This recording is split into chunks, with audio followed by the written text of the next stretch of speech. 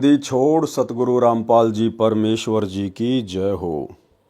परम पिता परमात्मा सारी सृष्टि के रचनहार कुल मालिक असंख्य ब्रह्मांडों के स्वामी जगत गुरु तीनों लोकों में प्रवेश करके सबका भरण पोषण करने वाले राजाधिराज आत्माधार नाथों के नाथ देवों के देव महादेव सर्वेश्वर महेश्वर मृत्युंजय अजरो अमर आदि अनादि सनातनी प्रभु जगत पिता जगदीश्वर श्री श्री 1008 की उपाधि के वास्तविक अधिकारी अकाल मूरत शब्द स्वरूपी राम वासुदेव सर्वगतम ब्रह्म परम पूज्य प्रथम पूज्य परम संत परम पुरुष परम धनी परम दयालु सत्य कबीर हक्का कबीर अल्लाहु अकबर बाखबर अल्लाह ताला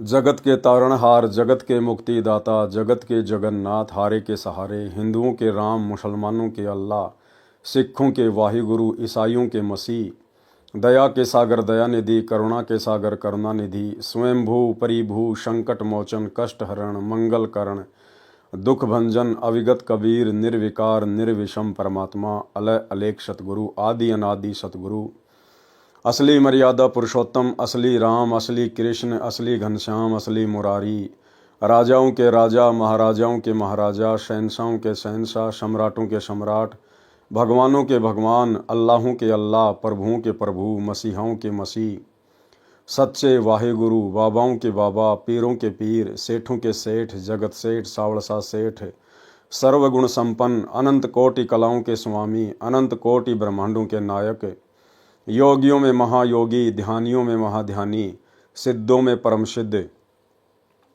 ज्ञानियों में तत्वज्ञानी ब्रह्म ज्ञानी महाज्ञानी परम ज्ञानी सर्वश्रेष्ठ ज्ञानी विज्ञानी युवा कबीर समरथ कबीर असमवात अमित ओझा सच्चे रहनुमा करीम अल्लाह सुभान अल्लाह दुनिया के अंतिम पैगंबर 8 सितंबर 1951 से गांव धनाना जिला सोनीपत हरियाणा भारतवर्ष की पावन भूमि पे प्रकट रियल कल्कि भगवान श्री नारायण साकार हरि श्री बाबा साहेब शब्द स्वरूपी राम संत शिरोमणि सतगुरु रामपाल जी परमेश्वर जी के चरण कमल में साध संगति से जुड़े हुए देश विदेश से हम सभी सत्सेवक भाई बहनों का अनंत कोटि दंडवत प्रणाम। सत्साई भाई और बहनों, दया पूज्य गुरुदेव की सतगुरु रामपाल जी परमात्मा की जिनके विशेष आशीर्वाद से जिनके शुभ आशीर्वाद से आप और हम सभी साध संगति से जुड़े हुए सत्सेवक भाई बहन अपनी आत्मा के कल्याणार्थ हेतु भक्ति मार्ग पर दृढ़ता के साथ गुरुदेव भगवान के तत्व ज्ञान को आधार बनाकर निरंतर आगे की ओर बढ़ रहे हैं। भाई और बहनों, वर्तमान में सतगुरु रामपाल जी परमेश्वर जी की करोड़ों की संख्या में संगत है, लेकिन उन करोड़ों का वो भाग्य उदय नहीं है जो भाग्य आप और हम भाई बहनों का हो चुका है। यानी इस कलयुग की बिचली पीढ़ी में साध संगति को ही गुरुदेव भगवान अपने शतलोक का ट्रेनिंग सेंटर बनाते हैं और इस साध संगति रूपी ट्रेनिंग सेंटर से जुड़ना ये विशेष मेहर केवल विशेष पुण्यकर्मी आत्माओं के ऊपर ही होती है। और जो भाई बहन इस ट्रेनिंग सेंटर से जुड़े हुए हैं केवल वे ही अपने गुरु को हृदय से अपनी अंतरात्मा से कबीर परमात्मा के रूप में जान सकते हैं, पहचान सकते हैं। इसलिए यदि आप साध संगति से जुड़े हुए हैं तो आप महानतम आत्माओं में से एक हैं।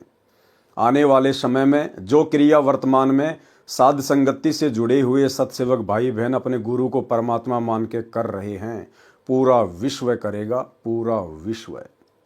तो आप और हमारा सौभाग्य जो गुरुदेव ने आप और हमें पहले ही अपने चरणों में जोड़ लिया है। तो भाई और बहनों, कबीर सागर के सरलार्थ के ऊपर वीडियो बनाने की श्रृंखला जारी है। वो कबीर सागर का सरलार्थ जिसे पूज्य गुरुदेव भगवान ने अपने कर कमल से लिखा है।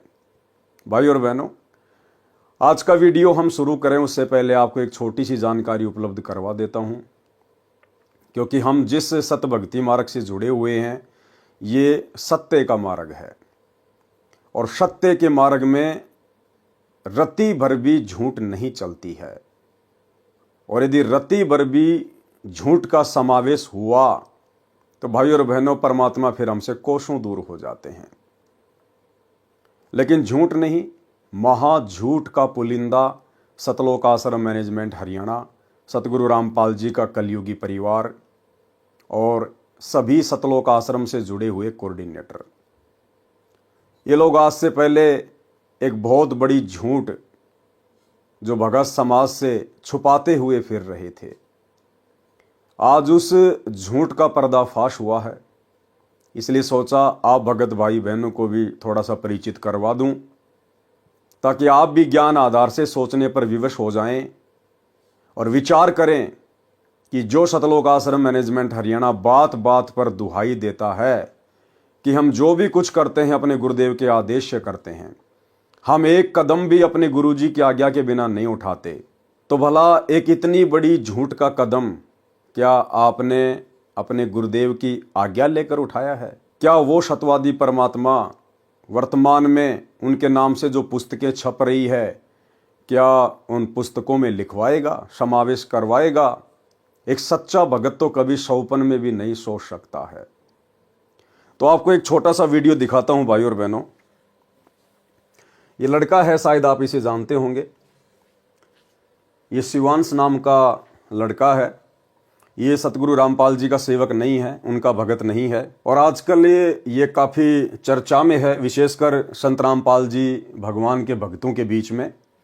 इसका कोई यूट्यूब चैनल है, उस यूट्यूब चैनल के ऊपर ये सतगुरु रामपाल जी के भक्तों के साथ में डिबेट करता है, ज्ञान चर्चा करता है।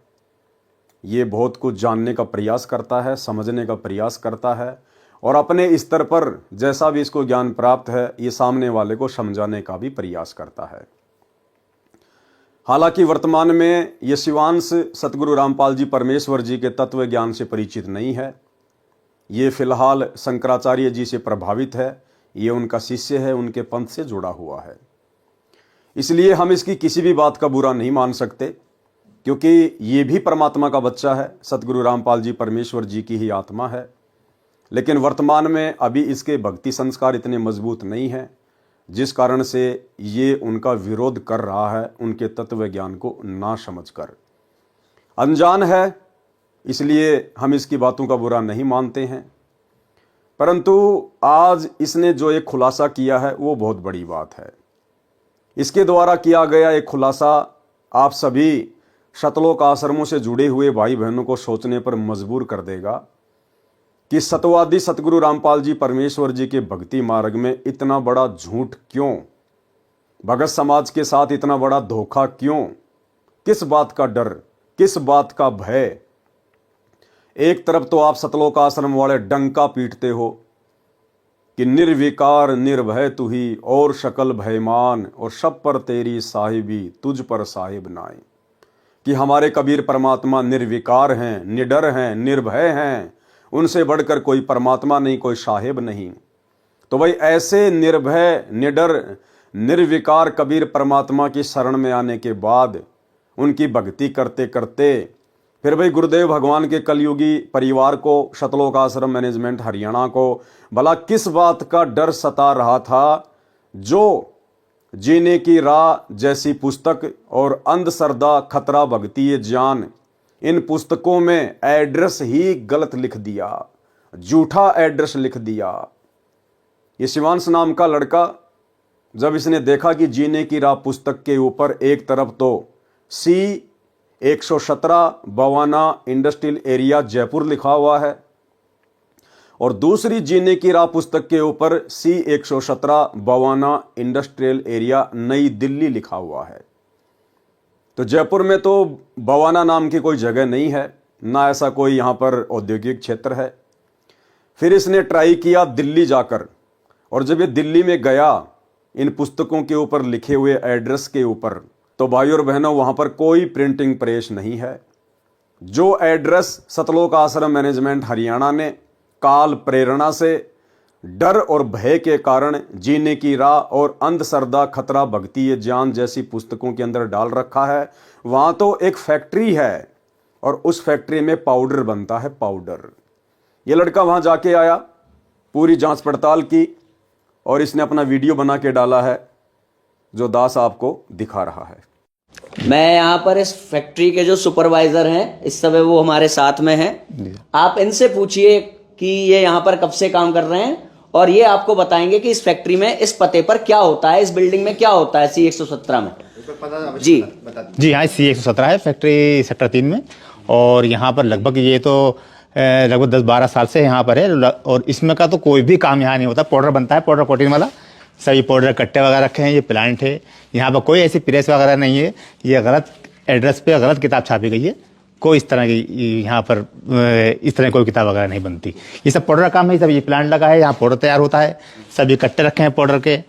यहाँ पर तो कोई प्रेस का तो कोई संभव ही नहीं है यहाँ पर, क्योंकि इंडस्ट्रियल एरिया है। सब यहाँ पर यही काम होता है। और ये जो बताया गया है ये गलत और अफवाह है। और जो छापा है एड्रेस, ये गलत छापा गया है इसे। तो आपने देख लिया यहाँ पर कि मजदूर यहाँ पर काम करने वाले, यहाँ पर काम करने वाले जो अन्य वर्कर हैं, सुपरवाइजर हैं, यहाँ पर बताया जा रहा है आपको कि यहाँ पर कोई किताबें नहीं छपती, ये पूरी फर्जी किताबें हैं। इसका अर्थ ये हुआ कि इस किताब के साथ अगर आपको कोई मिलता है बांटता हुआ, तो उसको तुरंत पकड़िए, उसको थाने ले जाइए, उसके खिलाफ FIR दर्ज कराइए। ये फर्जी किताबें कहाँ छप रही हैं? ये आप FIR करा सकते हैं इन रामपालियों के खिलाफ जो सतलोक आश्रम के नाम पे आपको फर्जी किताबें बेची जा रही हैं। इनका कोई रजिस्ट्रेशन नंबर नहीं है, कोई GST नंबर नहीं है, पूरी फर्जी किताबें बेची जा रही हैं। इनको आप थाने ले जा करके, कोई भी व्यक्ति आज के बाद कोई भी रामपाली अगर मिले इन किताबों को बांटने वाला, आप उनकी FIR तुरंत दर्ज करा सकते हैं, क्योंकि ये किताबें पूरी फर्जी हैं, झूठ बोल रही हैं। अंदर हमारे देवी देवताओं का अपमान है, पूजा पद्धति का अपमान है, ग्रंथों का अपमान है, आचार्यों का अपमान है, दुर्गा माता का अपमान है, शिव भगवान का अपमान है। और बाहर छपती कहाँ है? छपती जहां पर ये छपती हैं किताबें, उस एड्रेस पर पाउडर बनता है, ना कि कोई प्रिंटिंग प्रेस है। अभी मैं ऊपर से भी आपको ये बिल्डिंग दिखाऊंगा। सब आपका आप कब से हैं यहाँ पर? यहाँ पे हम लोग 8-10 साल से हैं। तो आपका शुभ नाम? विजय कुमार। तो विजय कुमार जी, ये हम लोग खड़े हुए हैं, आप यहाँ कहाँ खड़े हैं आप बता दीजिए। ये बवाना सेक्टर 3 है जी, इंडस्ट्री एरिया जी, यही है। और ये प्लॉट नंबर ये अच्छा, वो 17 या 18 है। हाँ, 118 C 118 है, C118 सेक्टर 3 का। C 117 है वो। अच्छा, सेक्टर तो 3। आप बताएंगे C117 में क्या होता है, क्या इसमें बनता तो है? पाउडर का काम होता है। यहाँ पे कोई प्रिंटिंग नहीं, प्रेस तो प्रिंटिंग है? प्रेस नहीं है यहाँ। प्रिंटिंग प्रेस था ही नहीं, कभी नहीं था। नहीं, हम लोग तो बराबर यहाँ रहते हैं। प्रिंटिंग प्रेस रहता तो गत्ता उत्ता दिखाई देता, यहाँ ऐसा कुछ नहीं था जी। अच्छा, आप किस फैक्ट्री में काम करते हैं? हम लोग। ये सामने C 128 में। C 128 में। अच्छा, बहुत बहुत धन्यवाद आपका, बहुत बहुत। अरे भाई साहब, राम राम। हम ये कह रहे हैं, आपकी जो किताबें छपती हैं, कबीर प्रिंटर्स का नाम इसमें डला हुआ है, C 117 sector 3 Bawana industrial area नई दिल्ली, यहीं पे छपती हैं क्या आपकी किताबें? क्यों जी? आपने वो लिखा है ना, कबीर प्रिंटर्स? नहीं, आपको किताब चाहिए क्या? नहीं, हमें ये जानना है ये किताबें छपती कहाँ हैं, यहीं पे छपती हैं ना? चालू रखे। हाँ लाइन पे रहे बताते जी।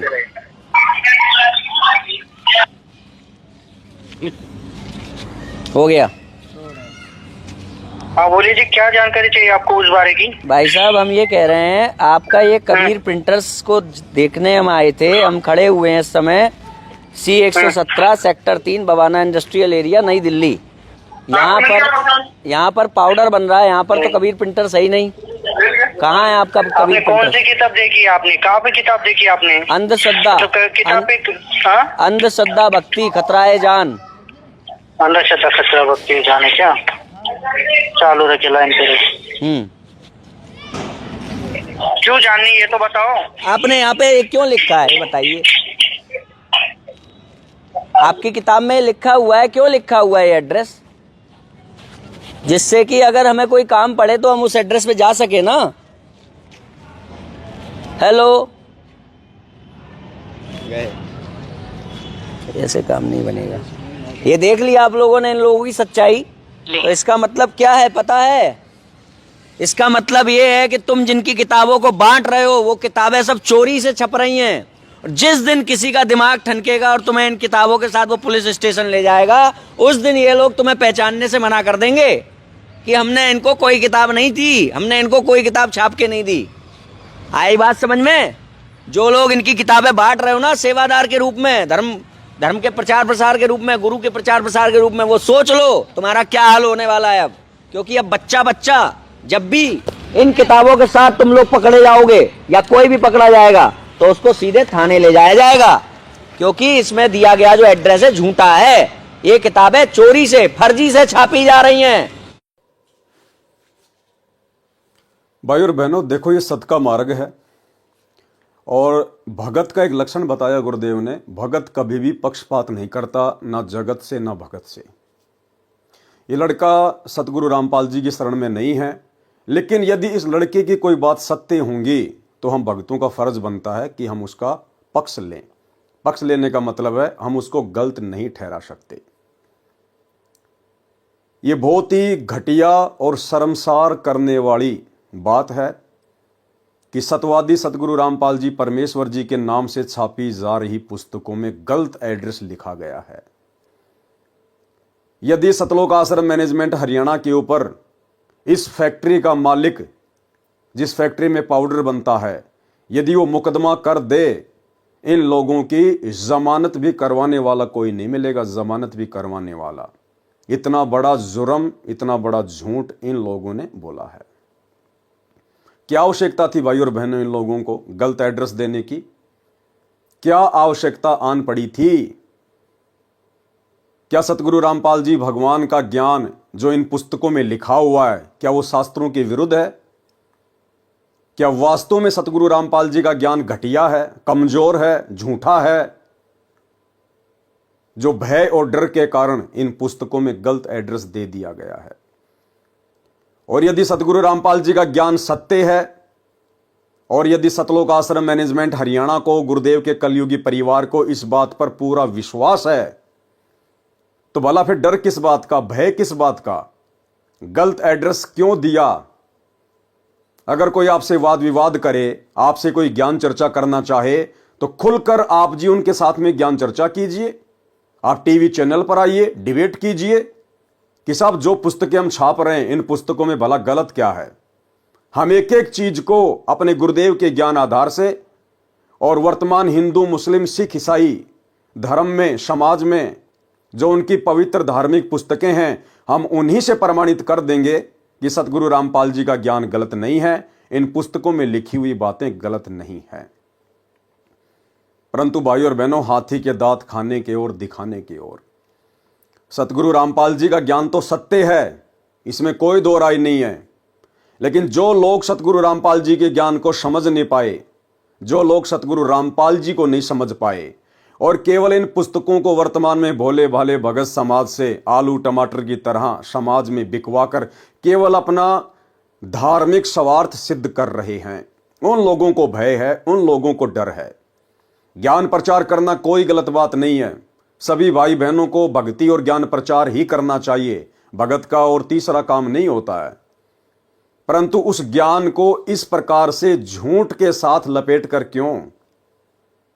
ना ये पुस्तकें गलत, इन पुस्तकों में जिस महापुरुष का ज्ञान है, ना वे सतगुरु रामपाल जी भगवान गलत, ना बेचारे भोले भाले भगत जो इन पुस्तकों को बांट रहे हैं वो गलत। फिर भाई इतना बड़ा झूठ क्यों? क्योंकि गलत है सतगुरु रामपाल जी परमेश्वर जी का कलयुगी परिवार, गलत है सतलोक आश्रम मैनेजमेंट हरियाणा, जिनको अपने गुरुदेव भगवान के ऊपर विश्वास नहीं है, जिनको अपने गुरुदेव की शत भक्ति पे विश्वास नहीं है। अन्यथा सीना ठोक कर इन लोगों को एड्रेस सत्य लिखना चाहिए था।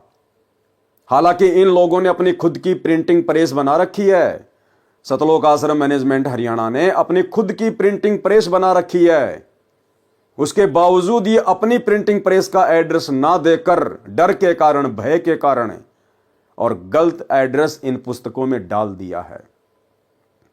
और ये शिवांश नाम का लड़का जो कह रहा है, ये बात परम सत्य है, इसमें कोई दो राय नहीं है कि जिस दिन इन पुस्तकों को बांटने वाले समाज के लोगों के हत्थे चढ़ गए या पुलिस प्रशासन के हत्थे चढ़ गए, तो ये लोग आपकी खैर खबर लेने नहीं आएंगे।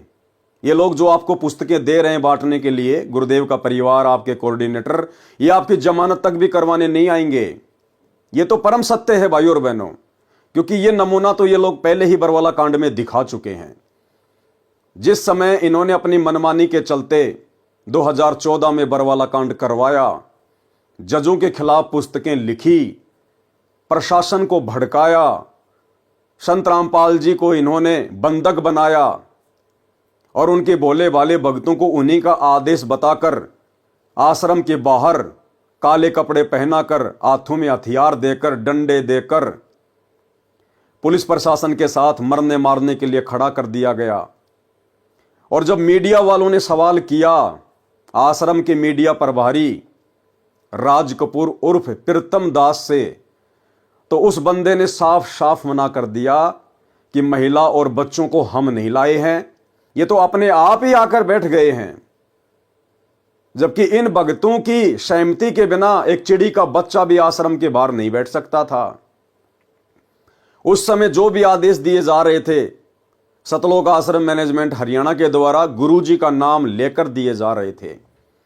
और जब मीडिया वालों ने पूछा कि ये महिला और बच्चे बाहर क्यों बैठे हैं, आप इनको हटा क्यों नहीं रहे, तो झट से सतलोक आश्रम मैनेजमेंट हरियाणा वालों ने मना कर दिया कि बच्चे और महिला हम नहीं लेकर आए। ये लोग भाई और बहनों पैदाइशी झूठे हैं, पैदाइशी। ये लोग पहले भी सतगुरु रामपाल जी को मानुष मानते थे और आज भी मानुष ही मानते हैं। तभी तो इन लोगों ने सही एड्रेस इन पुस्तकों पर नहीं डाला है। तो वो बरवाला कांड का एक छोटा सा वीडियो मैं आपको दिखा देता हूं ताकि आपको। बच्चे और महिलाओं को इसके बीच में लाने का क्या संदर्भ बच्चे महिलाएं हम नहीं लेके आए हैं। बच्चे महिलाएं आप भी है? बीमार आप हटा होते भी हैं। तो नहीं रहे उनको? किसको? बच्चे और महिलाओं को नहीं नहीं, हम हटा रहे हैं, लेकिन वो जिद कर रहे हैं। अब उनकी जिद के आगे हम क्या करें? ये जो बंदा है आप जो देख पा रहे हैं इधर, ये इसका नाम है वीरेंद्र। ये सतगुरु रामपाल जी का बड़ा लड़का है। और ये जो बंदा है इसका नाम है राज कपूर उर्फ प्रीतम दास। ये 2014 बरवाला कांड से पहले सतलोक आश्रम बरवाड़ा में भक्तों का इंटरव्यू लिया करता था और ये उस समय मीडिया प्रभारी था। अब ये दोनों बंदे इतने बड़े जिम्मेदार व्यक्ति आश्रम के और सरेआम मीडिया के सामने झूठ बोल रहे हैं, जबकि इसको भी सारनाम मिला हुआ है, इसको भी सारनाम मिला हुआ है और ये तो सतगुरु रामपाल जी का बड़ा लड़का है। उसके बावजूद भी इतनी बड़ी झूठ बोल रहे हैं कि आश्रम के बाहर जो बच्चे और महिलाएं बैठी हुई हैं उनको हम नहीं लेके आए, उनको हमने नहीं बुलाया। आंखों के सामने झूठ बोल रहे हैं। तो भला जो पुस्तक बांटने वाले बेचारे भोले भाले भाई बहन हैं, जिस दिन ये पकड़े जाएंगे उस दिन भला ये कैसे जिम्मेदारी लेंगे कि भाई ये पुस्तकें हम छाप रहे हैं, हम ही इनको ये पुस्तकें उपलब्ध करवाते हैं। ये लोग बिल्कुल भी सामने नहीं आएंगे। साल भर पहले इसी पुस्तक अंध श्रद्धा भक्ति खतरा ये जान के ऊपर एक विवाद हो गया था जयपुर में। और जयपुर का मीडिया चैनल है फर्स्ट इंडिया न्यूज चैनल। उस न्यूज चैनल के ऊपर बहुत बड़ी डिबेट हुई थी, लगातार 2 दिन चली थी। न्यूज चैनल वालों ने सतलोक आश्रम मैनेजमेंट हरियाणा को डिबेट के लिए बुलाया, लेकिन ये लोग डिबेट के लिए बिल्कुल भी सामने नहीं आए, क्योंकि भाई और बहनों इन लोगों को डर है, इनको भय है। इनको केवल अपना सतगुरु रामपाल जी के नाम की आड़ में उनके भोले भाले भक्तों से अपना धंधा करवाना है।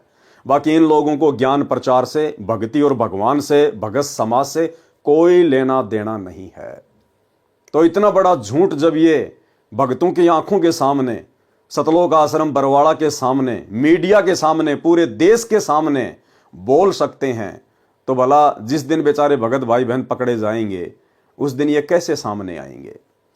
दूसरी बात, शिवांश नाम का लड़का जो कह रहा है कि जहां भी आपको ये पुस्तक बांटते हुए लोग दिखाई दे जाएं, मिल जाएं, तुरंत इनको पकड़ो और पुलिस में इनकी रिपोर्ट लिखवाओ, इनको थाने में भिजवाओ। भाई और बहनों, इसमें डरने और घबराने की कोई आवश्यकता नहीं है। जो भगत भाई बहन ज्ञान प्रचार कर रहे हैं, गुरुदेव की पुस्तकें बांट रहे हैं, चाहे जीने की राह हो, ज्ञान गंगा हो, गीता तेरा ज्ञान अमृत हो, अंध श्रद्धा भक्ति खतरा ये जान हो, आप भाई बहन अपने गुरुदेव को परमात्मा मानकर उनके ऊपर दृढ़ विश्वास करके आप निसंशय होकर, निर्भय होकर आप जी परमात्मा का ज्ञान प्रचार कीजिए। आप ये पुस्तकें बांटिए। इन पुस्तकों में जो गलत एड्रेस लिखा हुआ है उसमें आपकी गलती नहीं है, उसमें गलती है सतलोक आश्रम मैनेजमेंट हरियाणा की। लेकिन आपका जो मकसद है, आपका जो टारगेट है, केवल गुरुदेव का ज्ञान प्रचार करना है। इसलिए आपके साथ परमात्मा पल पल है, पल पल। कोई ऐसी अनहोनी घटना परमात्मा घटित नहीं होने देगा। और यदि समाज में किसी ने आपको रोका टोका, आपके ऊपर मुकदमा करवाया, तो कोई बड़ी बात नहीं है। आज से पहले भी बहुत सारे मुकदमे भगत भाई बहनों के ऊपर हो रहे हैं, चल रहे हैं। कुछ नहीं बिगाड़ सकता ये समाज हमारा, क्योंकि परमात्मा कहते हैं सिर पर साईं सत्य है तो को क्या भय रे। हमारे सर पर, हमारे शीश पर हमारे पूज्य गुरुदेव भगवान जो स्वयं कबीर परमात्मा है वो बैठे हुए हैं। कोई माई का लाल हमारा बाल बाका नहीं कर सकता।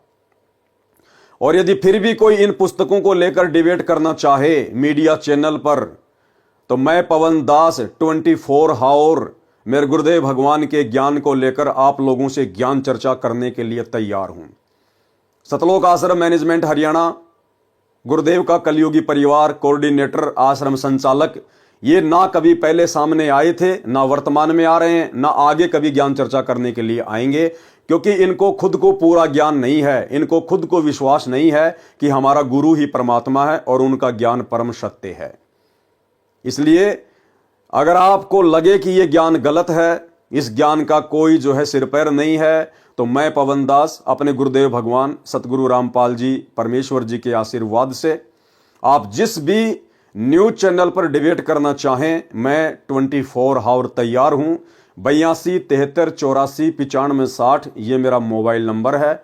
आप मुझे व्हाट्सएप पर मैसेज करके भी सूचित कर सकते हैं और आप मुझे कॉल भी कर सकते हैं। मैं अपने गुरुदेव के ज्ञान को लेकर कभी भी डिबेट करने के लिए तैयार हूं। तो भाई और बहनों, डरने और घबराने की जरूरत नहीं है।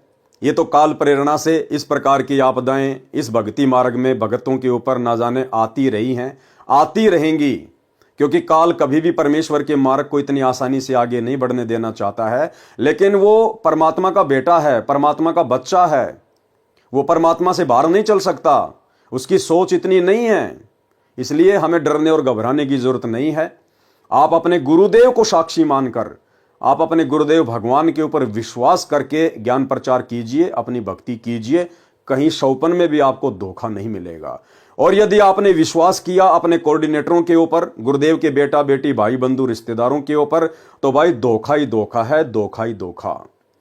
तो भाई और बहनों, ये कुछ बातें आपके सामने थी जो दास ने रखनी बहुत जरूरी थी, ताकि आप लोग भी अपडेट रहें कि सतवादी सतगुरु रामपाल जी परमेश्वर जी के सत भक्ति मार्ग में ये झूठ का समावेश कौन कर रहा है। क्या हमारे गुरुदेव भगवान इस प्रकार का झूठा आदेश अपने भक्तों को देंगे कि भाई मेरी पुस्तकों के ऊपर जिनमें ज्ञान सत्य है और एड्रेस तुम झूठा लिख दो। हम शौपन में भी नहीं सो सकते, शौपन में भी, क्योंकि हमारे गुरुदेव सतवादी हैं। सतवादी के चरणों की मैं सर पर डारूं धूर, 84 निश्चय मिटे पहुंचूं तख्त हजूर। तो ये झूठ का पुलिंदा सतगुरु रामपाल जी परमेश्वर जी का कलयुगी परिवार है, सतलोक आश्रम मैनेजमेंट हरियाणा है। उसके बाद भाई और बहनों, सतलोक आश्रम मैनेजमेंट हरियाणा वालों ने इस शिवांश नाम के लड़के के ऊपर एक वीडियो बनाया है। और वीडियो इन्होंने अपने एक यूट्यूब चैनल सा न्यूज चैनल के ऊपर डाला है। और इन्होंने ये इस प्रकार का एक पोस्टर बनाया है, ये वाला पोस्टर। इन्होंने इस प्रकार का ये पोस्टर जो है बनाया है, इस शिवांश नाम के लड़के के ऊपर बनाया है। भाई और बहनों, सतगुरु रामपाल जी परमेश्वर जी ने अपना अनमोल तत्व ज्ञान देकर आप और हमें इतना सक्षम बना दिया है कि यदि ब्रह्मा विष्णु महेश भी हमारे साथ में इस ज्ञान को लेकर डिबेट करने के लिए धरती पर उतरें, तो वे मुंह की खाकर ही जाएंगे। फिर भला ऐसे छोटे मोटे बच्चों से क्या डरना, क्या घबराना। लेकिन सतलोक आश्रम मैनेजमेंट हरियाणा ने फिर एक घटिया हरकत की है। इन्होंने अपने सा न्यूज चैनल के ऊपर एक वीडियो वायरल किया है शिवांश नारायण को लेकर, और ये इस प्रकार का पोस्टर बनाया है। ये पोस्टर जो आप जी देख रहे हैं, ये इस प्रकार का एक ये पोस्टर है जो उन्होंने बनाया है। और इस पोस्टर में भाई और बहनों, सतलोक आश्रम मैनेजमेंट हरियाणा ने इस शिवांश नाम के लड़के के सर में 2 सींग लगा दिए हैं, लंबे लंबे दांत लगा दिए हैं, आंखें उसकी बिल्कुल काली काली कर दी है। एक प्रकार से राक्षस जैसा चेहरा बनाया है, राक्षस जैसा। भाई और बहनों, हम साथ संगति से जुड़े हुए सत्सेवक भाई बहन इस प्रकार की किसी भी घटिया हरकत का समर्थन नहीं करते हैं। ये सतगुरु रामपाल जी परमेश्वर जी के भक्ति मार्ग में उचित नहीं है। ज्ञान का जवाब ज्ञान से देना चाहिए। ऐसी घटिया हरकतें वो करते हैं जिनको अपने गुरुदेव भगवान का ज्ञान समझ में नहीं आया, जिनको अपने गुरुदेव भगवान के ऊपर विश्वास नहीं है, जो लोग अपने गुरुदेव के ज्ञान को लेकर डिबेट करने से डरते हैं, घबराते हैं, जिनको हारने का डर है, इस प्रकार के लोग ऐसी घटिया हरकतें करते हैं। तो ये जो घटिया हरकत सतलोक आश्रम मैनेजमेंट हरियाणा ने की है, ये बेहुदी है, भगत समाज को आम समाज के सामने शर्मसार करने वाली है। भैया, जब तक इस शिवांश नाम के लड़के को आपके गुरुदेव का ज्ञान समझ में नहीं आ जाता है, तब तक भैया काल प्रेरणा से ये इसी प्रकार की हरकतें करेगा। और ये हरकतें कर सकता है क्योंकि अभी ये आपकी गुरु की शरण में नहीं है। आप और हम भी पहले ना जाने कितने भगत भाई बहन इसी प्रकार से गुरुदेव के ज्ञान का विरोध किया करते थे, क्योंकि उस समय ये ज्ञान हमारी समझ में नहीं आ रहा था, हमारे भक्ति संस्कार इतने मजबूत नहीं थे। लेकिन जिस दिन हमारे को ये ज्ञान समझ में आया, उसके बाद हमने अपनी उन घटिया हरकतों के ऊपर पछताना भी शुरू किया, सोचना भी शुरू किया। बारंबार हमने गुरुदेव भगवान से भी माफी मांगी। तो भाई, आज नहीं तो कल ये भी तो परमात्मा का बच्चा है, उसी परमेश्वर की आत्मा है। आज नहीं समझ पा रहा तो क्या हुआ, कल को तो समझेगा।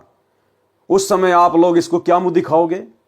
यही शिवांश नाम का लड़का जब आप लोगों से सवाल करेगा कि भैया मुझे तो उस समय गुरुजी का ज्ञान समझ में नहीं आ रहा था, अरे आप तो मेरे गुरु भाई बहन थे, आप लोग तो मेरे से पहले गुरु को समझ चुके थे, गुरु के ज्ञान को समझ चुके थे, तो आप लोगों ने मेरी बातों का मेरे सामने आकर मेरे साथ में डिबेट करके आप लोगों ने ज्ञान का जवाब ज्ञान से ना देकर, मेरी शंकाओं का समाधान ना करके, और आपने इस प्रकार से मेरे सर पर सींग लगाकर राक्षस जैसा चेहरा बनाकर समाज के सामने डालकर आपने ऐसी घटिया और बेहुदा हरकत क्यों की? तो भाई और बहनों, साथ संगति से जुड़े हुए भाई बहन इस प्रकार की घटिया हरकत का बिल्कुल भी समर्थन नहीं करते हैं।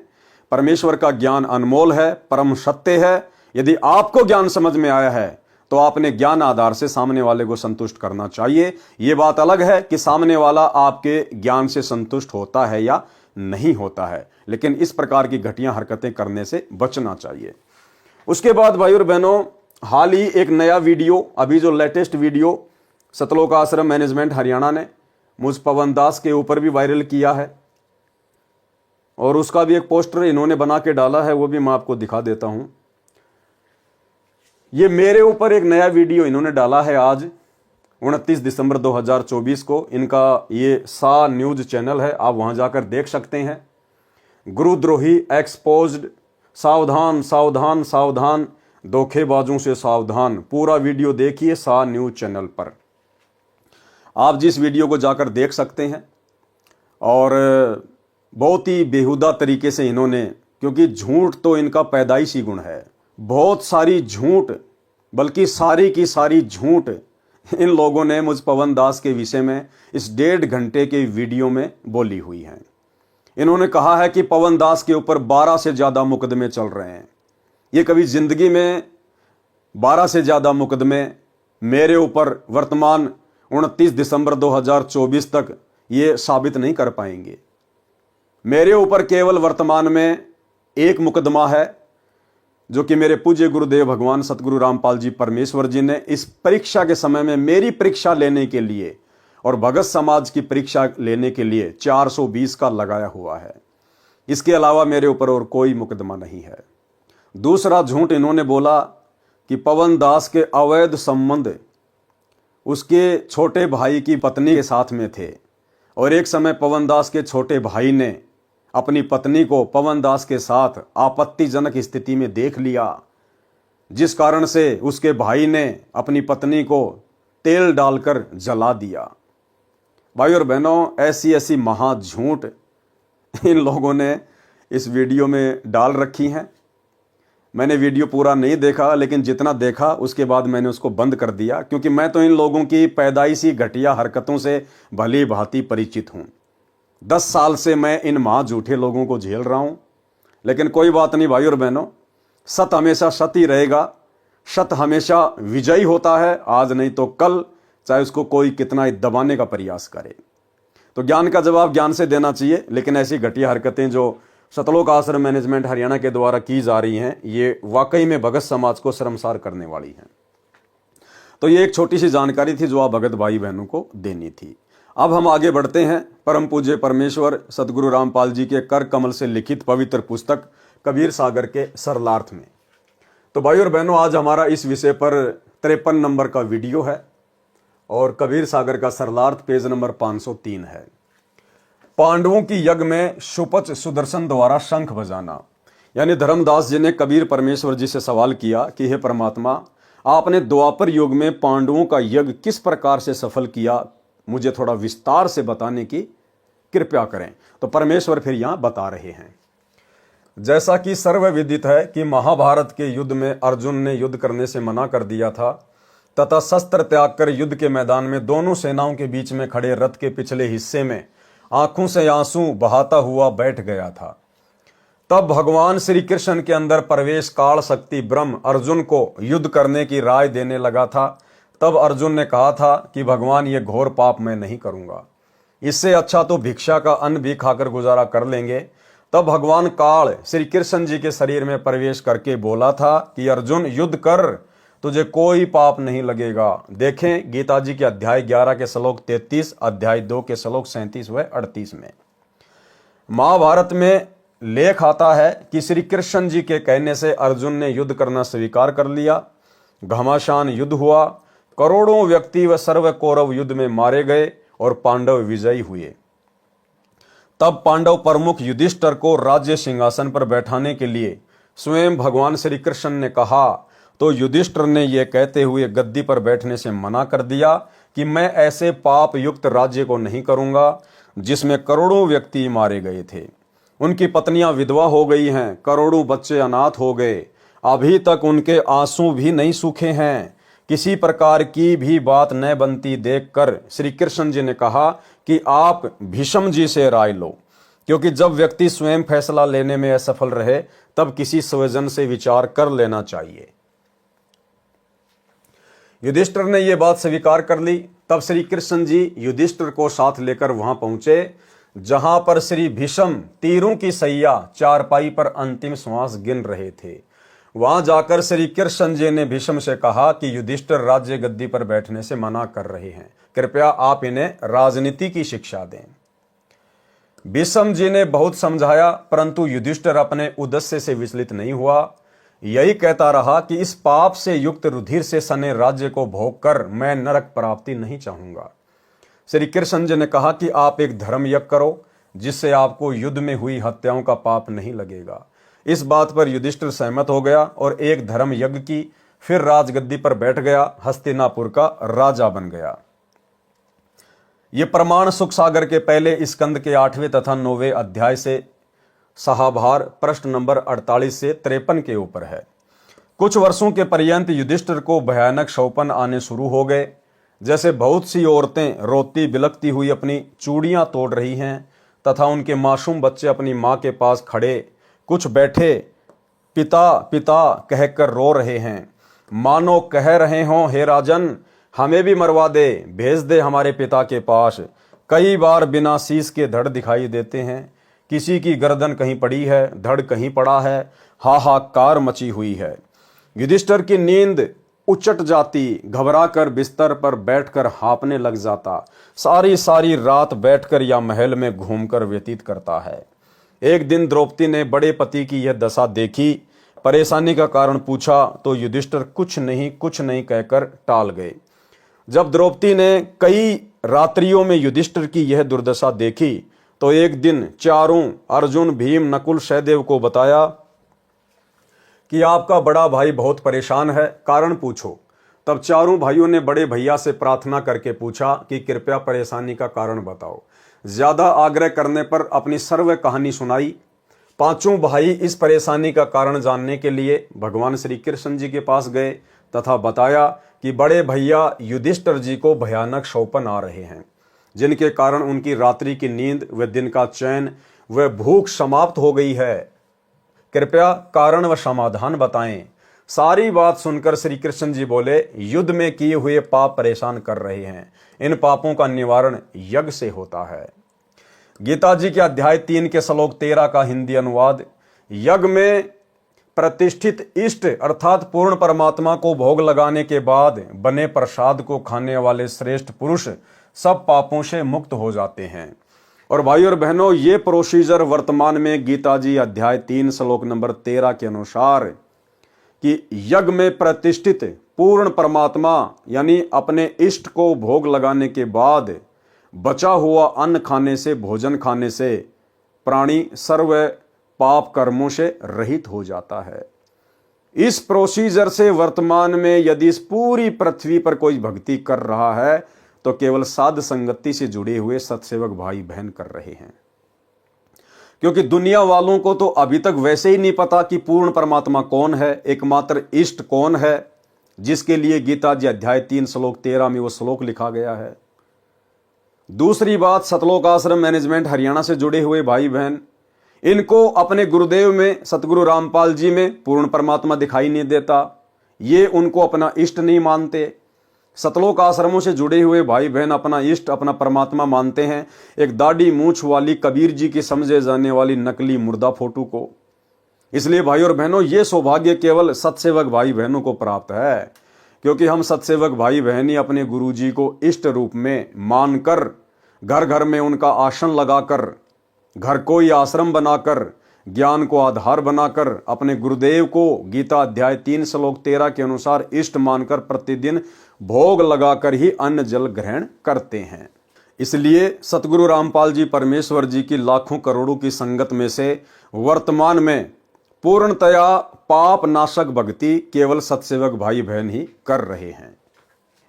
गीता जी के अध्याय 3 के श्लोक 13 का हिंदी अनुवाद, यज्ञ में प्रतिष्ठित इष्ट अर्थात पूर्ण परमात्मा को भोग लगाने के बाद बने प्रसाद को खाने वाले श्रेष्ठ पुरुष सब पापों से मुक्त हो जाते हैं। जो पापी लोग अपना शरीर पोषण करने के लिए ही अन्न पकाते हैं, वे तो पाप को ही खा रहे हैं।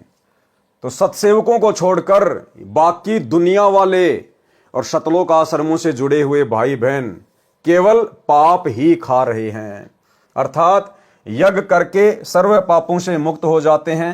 और कोई चारा न देखकर पांडवों ने श्री कृष्ण जी की सलाह स्वीकार कर ली। यज्ञ की तैयारी की गई। सर्व पृथ्वी के मानव, ऋषि, सिद्ध, साधु व स्वर्ग लोक के देव भी आमंत्रित करने को श्री कृष्ण जी ने कहा कि जितने अधिक व्यक्ति भोजन पाएंगे उतना ही अधिक पुण्य होगा। इसलिए भाई और बहनों, भंडारों में हम लोगों ने भोजन नहीं खाना चाहिए। किसी भी धार्मिक अनुष्ठान में जो हमारे इष्ट, हमारे पूज्य गुरुदेव के निमित्त ना हो, हमने वहां पर जल भी ग्रहण नहीं करना चाहिए। श्री कृष्ण जी क्या कह रहे हैं कि पृथ्वी के सभी प्राणियों को आमंत्रित कर दो। जितने ज्यादा लोग भंडारा खाएंगे तुम्हारे पाप कर्म उतने ही हल्के होंगे। अर्थात जो जो लोग वो भंडारा खाएंगे उसी अनुपात में युधिष्ठिर के पाप कर्म उन भंडारा करने वाले लोगों के हिस्से में चले जाएंगे। इसलिए हम सतगुरु रामपाल जी परमेश्वर जी के भक्तों ने जो धार्मिक अनुष्ठान हमारे गुरु जी के निमित्त ना हो, उसके अलावा हमने किसी भी देवी देवता या अन्य कोई भी जागरण हो, कुछ भी हो, हमने वहां पर भंडारा तो छोड़िए जल भी ग्रहण नहीं करना चाहिए। अन्यथा हम मर्यादाहीन हो जाएंगे और दुनिया भर का पाप जो 3 लोक का भार उन अनउपदेशी लोगों के सिर पर काल ने रखा हुआ है वो हम अपने सिर पर ले लेंगे। श्री कृष्ण जी ने कहा कि जितने अधिक व्यक्ति भोजन पाएंगे उतना ही अधिक पुण्य होगा, परंतु संतों व भक्तों से विशेष लाभ होता है।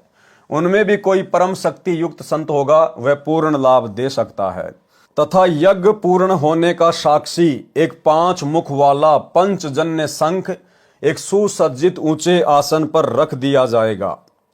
भाई और बहनों, श्री कृष्ण जी के अंदर ये प्रेरणा भी कबीर परमेश्वर सतगुरु रामपाल जी भगवान ने ही की कि वहां पर एक 5 मुख वाला पंचजन्य शंख रख दिया जाए, ताकि ये पता चले कि यदि किसी परम संत ने भोजन किया है तो ये शंख 5 बार आवाज करेगा। जानबूझकर कबीर परमेश्वर जी ने श्री कृष्ण जी के अंदर प्रेरणा करके वो पंचजन्य शंख रखवाया। इन 12 करोड़ ब्राह्मणों को, 9 नाथों, 84 सिद्धों, 88,000 ऋषियों को और 33 करोड़ देवी देवताओं सहित सूक्ष्म रूप में ब्रह्मा विष्णु महेश को असफल सिद्ध करने के लिए, ताकि दुनिया को पता चले कि जो भक्ति तुम कर रहे हो, जिन भगवानों को भगवान मान के तुम भक्ति कर रहे हो, जिन साधु संत महात्मा मंडलेश्वरों की शरण में तुम मोक्ष प्राप्ति की उम्मीद लगाए बैठे हो, ये सब के सब भक्ति से खाली हैं। ये सब के सब काल की गोद में खेल रहे हैं। इनके भोजन करने से शंख नहीं बजा। और उसके बाद में कबीर परमेश्वर अपने भगत सुपच सुदर्शन के रूप में स्वयं आए भोजन करने के लिए। उस समय वो शंख बजा ताकि परमेश्वर की महिमा पूरे संसार में हो। और आने वाले समय में जब भक्ति युग आएगा, जब कलयुग की पिछली पीढ़ी आएगी, जब कलयुग का 5505 वर्ष वाला वो समय आएगा, उस समय जो आत्मा उस कबीर परमात्मा सतगुरु रामपाल जी की शरण में आएंगी, तो उन आत्माओं के सामने एक उदाहरण पेश किया जा सके, उन आत्माओं को ये कथाएं सुन के दृढ़ विश्वास हो जाए कि केवल कबीर परमात्मा ही सर्वशक्तिमान है, इसके अलावा किसी भी भगवान की भक्ति करने से मोक्ष प्राप्त नहीं किया जा सकता। एकमात्र कबीर परमेश्वर सतगुरु रामपाल जी के अलावा बाकी कोई भी देवी देवता ब्रह्मा विष्णु महेश समर्थ नहीं है। तथा यज्ञ पूर्ण होने का साक्षी एक 5 मुख वाला पंचजन्य शंख एक सुसज्जित ऊंचे आसन पर रख दिया जाएगा। तथा जब इस यज्ञ में कोई परम शक्ति युक्त संत भोजन खाएगा तो यह शंख स्वयं आवाज करेगा। इतनी गूंज होगी कि पूरी पृथ्वी पर तथा स्वर्ग लोक तक आवाज सुनाई देगी। यज्ञ की तैयारी हुई। निश्चित दिन को सर्व आदरणीय आमंत्रित भगतगण 88,000 ऋषि, 33 करोड़ देवता, 9 नाथ, 84 सिद्ध, ब्रह्मा विष्णु शिव आदि पहुंच गए। यज्ञ कार्य शुरू हुआ। बाद में सबने यज्ञ का बचा प्रसाद भंडारा सर्व उपस्थित महानुभावों व भक्तों तथा जनसाधारण को खिलाया। स्वयं भगवान श्री कृष्ण जी ने भी भोजन खा लिया, परंतु शंख नहीं बजा। शंख नहीं बजा तो यज्ञ संपूर्ण नहीं हुई। उस समय युधिष्ठिर ने श्री कृष्ण जी से पूछा, हे मधुसूदन, शंख नहीं बजा, सर्व महापुरुषों व आगंतुकों ने भोजन पा लिया, कारण क्या है? श्री कृष्ण जी ने कहा कि इनमें कोई पूर्ण संत सतनाम व सारनाम उपासक नहीं है। तो भाई फिर श्री कृष्ण जी क्या रह गए? अरे श्री कृष्ण जी ने भी तो भोजन खा लिया। श्री कृष्ण उर्फ विष्णु।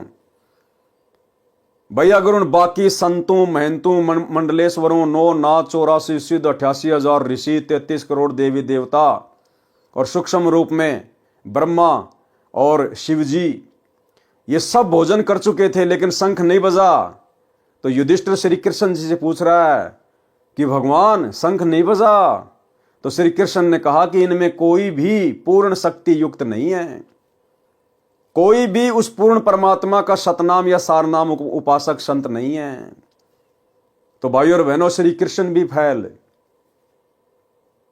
इसलिए परमेश्वर ने अपनी महिमा करनी थी द्वापर युग में उस यज्ञ के माध्यम से, ताकि आज आप और हमें विश्वास हो। कारण क्या है? श्री कृष्ण जी ने कहा कि इनमें कोई पूर्ण संत सतनाम व सारनाम उपासक नहीं है। तब युधिष्ठिर को बड़ा आश्चर्य हुआ कि इतने महामंडलेश्वर, जिसमें वशिष्ठ मुनि, मार्कंडे, लोमस ऋषि, 9 नाथ, गोरखनाथ जैसे 84 सिद्ध आदि आदि, व स्वयं भगवान श्री कृष्ण जी ने भी भोजन खा लिया, परंतु शंख नहीं बजा। इस पर श्री कृष्ण जी ने कहा, ये सर्व मान बढ़ाई के भूखे हैं। भाई अगर श्री कृष्ण जी मान बढ़ाई के भूखे नहीं थे तो भोजन तो उन्होंने भी खा लिया था, फिर उनके भोजन करने से शंख क्यों नहीं बजा? परमात्मा चाहने वाला कोई नहीं, तथा अपनी मनमुखी साधना करके सिद्धि दिखाकर दुनिया को आकर्षित करते हैं। भोले लोग इनकी वाह वाह करते हैं तथा इनके इर्द गिर्द मंडराते हैं। ये स्वयं भी पशु जूनी में जाएंगे तथा अपने अनुयायियों को भी नरक में ले जाएंगे। सोचिए भाइयों और बहनों, ये द्वापर युग की बातें हैं। द्वापर युग के साधु संत महात्मा ऋषि मंडलेश्वर आचार्य ये वर्तमान कलयुग के आचार्य और शंकराचार्य से तो लाखों गुना ज्यादा उत्तम, शुद्ध और पाक थे और वेदों के अनुसार साधना किया करते थे। सोचिए, जब उन लोगों के भोजन करने से शंख नहीं बजा, अर्थात उस समय धरती पर उन 9 नाथ 84 सिद्धों में, 33 करोड़ देवी देवताओं में, ब्रह्मा विष्णु महेश में कोई पूर्ण शक्ति युक्त नहीं था, कोई पूर्ण परमात्मा का सतनाम और सारनाम उपासक नहीं था। तो वर्तमान में जो आचार्य शंकराचार्य हैं, दिन भर में कोई 10 यूट्यूब पर नए आचार्य बनते हैं। भला वर्तमान के इन साधु संत महात्माओं की क्या बिसात, क्या औकात कि इनकी ओट लेकर, इनकी शरण में आकर टूटी फूटी आदि अधूरी भक्ति करके आप जी 84 लाख योनियों और नरक के महादुख से बच सकते हैं, कभी शौपन में नहीं बच सकते। गरीब साहिब के दरबार में गाहक कोटि अनंत, 4 चीज ये चाहते, रिद्धि सिद्धि मान महंत। गरीब ब्रह्मरंध्र के घाट को खोलत है कोई एक, द्वारे से फिर जाते हैं ऐसे बहुत अनेक। गरीब बीजक की बाता कहें बीजक नाही हाथ, पृथ्वी डोबन उतरे कह कह मीठी बात। गरीब बीजक की बाता कहें बीजक नाही पास, औरों को प्रमोद ही आपन चले निराश। प्रमाण के लिए गीता जी के कुछ श्लोक। गीता अध्याय 9 श्लोक 20। इसका सारांश क्या है? केवल हिंदी अनुवाद। तीनों वेदों में विधान सोम रस को पीने वाले पाप रहित पुरुष मुझको यज्ञों के द्वारा पूज्य देव के रूप में पूजकर स्वर्ग की प्राप्ति चाहते हैं।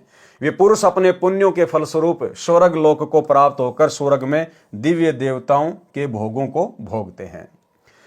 अध्याय 9 श्लोक 21 केवल हिंदी अनुवाद। वे उस विशाल स्वर्ग लोक को भोगकर पुण्य क्षीण होने पर मृत्यु लोक को प्राप्त होते हैं, यानी वापस उनको पृथ्वी पे आना पड़ता है, गधा कुत्ता सुअर बनना पड़ता है।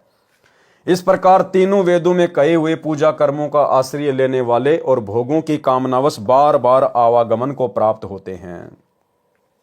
अध्याय 16 का श्लोक 17 केवल हिंदी अनुवाद। वे अपने आप को ही श्रेष्ठ मानने वाले घमंडी पुरुष धन और मान के मद से युक्त होकर केवल नाम मात्र के यज्ञों द्वारा पाखंड से शास्त्र विधि रहित पूजन करते हैं। अध्याय 16 श्लोक 18 केवल हिंदी अनुवाद। अहंकार, बल, घमंड, कामना और क्रोध आदि के परायण और दूसरों की निंदा करने वाले पुरुष प्रत्येक शरीर में परमात्मा आत्मा सहित तथा मुझसे द्वेष करने वाले होते हैं। अध्याय 16 का श्लोक 19 केवल हिंदी अनुवाद। उन द्वेष करने वाले पापाचारी और क्रूर कर्मी नराधामों को मैं संसार में बार बार आसुरी योनियों में ही डालता हूं।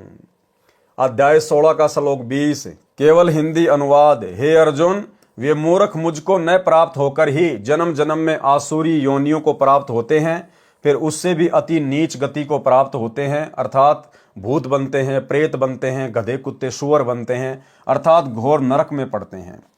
अध्याय 16 का श्लोक 23 केवल हिंदी अनुवाद। जो पुरुष शास्त्र विधि को त्याग कर अपनी इच्छा से मनमाना आचरण करता है वह न सिद्धि को प्राप्त होता है, न परम गति को और न सुख को ही। शेष कथा। श्री कृष्ण भगवान ने अपनी शक्ति से युधिष्ठिर को उन सभी महामंडलेश्वरों के आगे होने वाले जन्म दिखाए जिसमें किसी ने केंचुए का, किसी ने भेड़ बकरी, भैंस व शेर आदि के रूप धारण किए थे। जब युधिष्ठिर ने कहा कि भगवान इनमें ये जो बड़े बड़े नाथ धोके चुंडित मुंडित मंडलेश्वर शंकराचार्य, 9 नाथ 84 सिद्ध 88,000 ऋषि जो सामने बैठे हुए, गले में बड़ी बड़ी रुद्राक्ष की माला डाल के, कोई हाथ में चिमटा लेके, क्या इनमें कोई भी सत्य साधना नहीं कर रहा?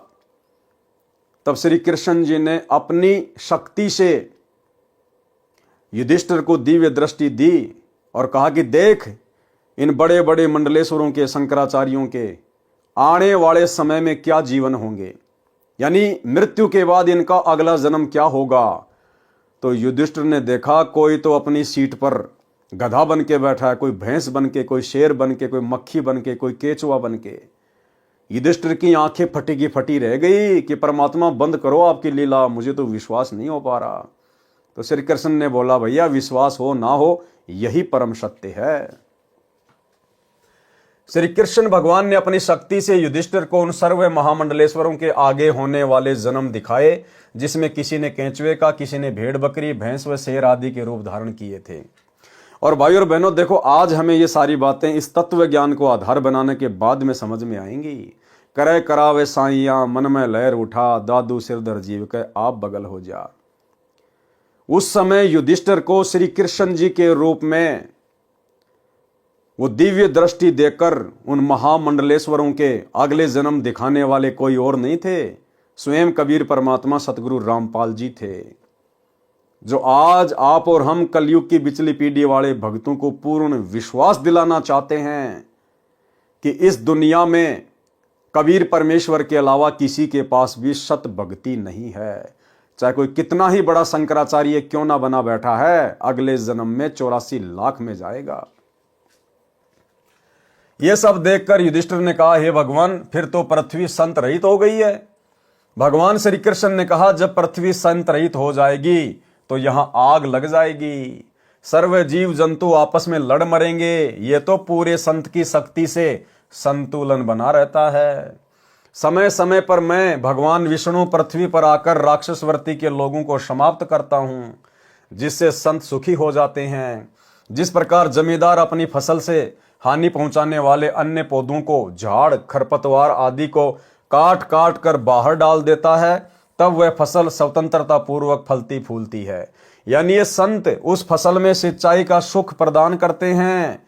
पूर्ण संत सबको समान सुख देते हैं। जिस प्रकार वर्षा व सिंचाई का जल दोनों प्रकार के पौधों, फसल व खरपतवार का पोषण करते हैं, उनमें सर्व जीव के प्रति दया भाव होता है। अब मैं आपको पूर्ण संत के दर्शन करवाता हूं। एक महात्मा काशी में रहते हैं, उनको बुलवाना है।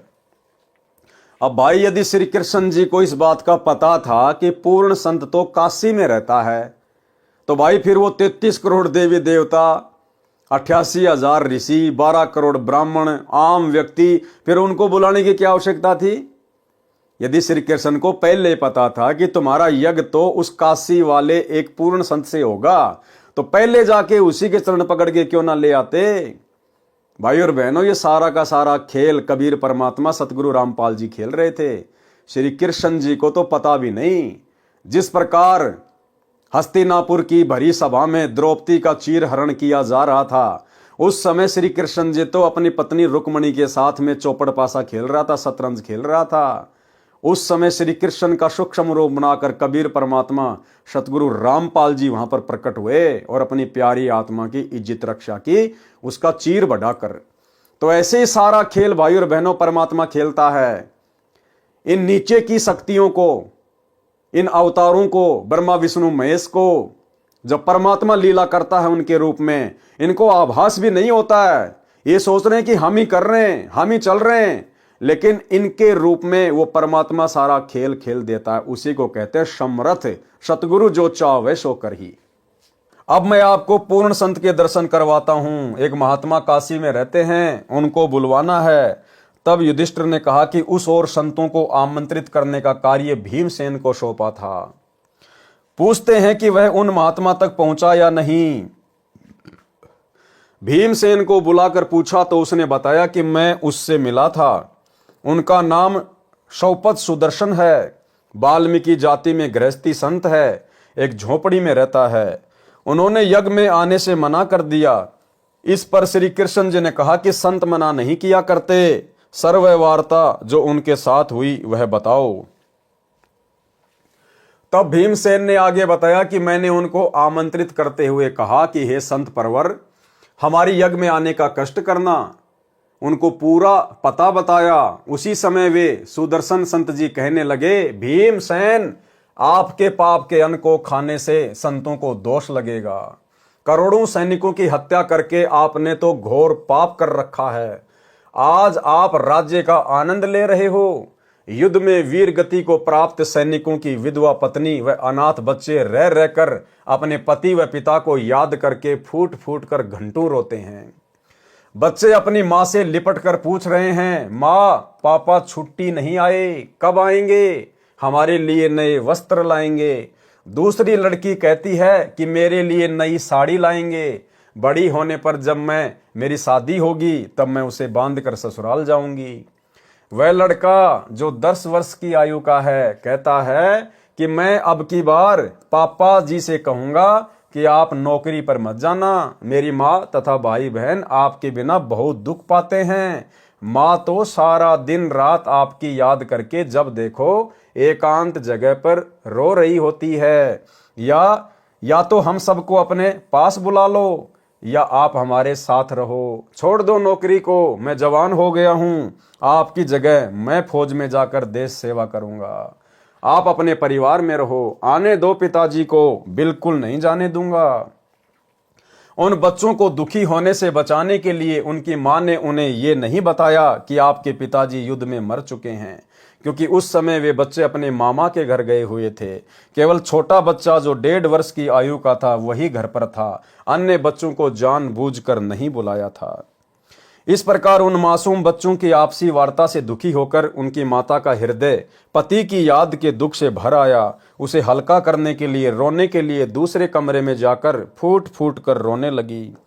तब सारे बच्चे माँ के ऊपर गिरकर रोने लगे। संबंधियों ने आकर शांत करवाया। कहा कि बच्चों को स्पष्ट बताओ कि आपके पिताजी युद्ध में वीर गति को प्राप्त हो गए हैं।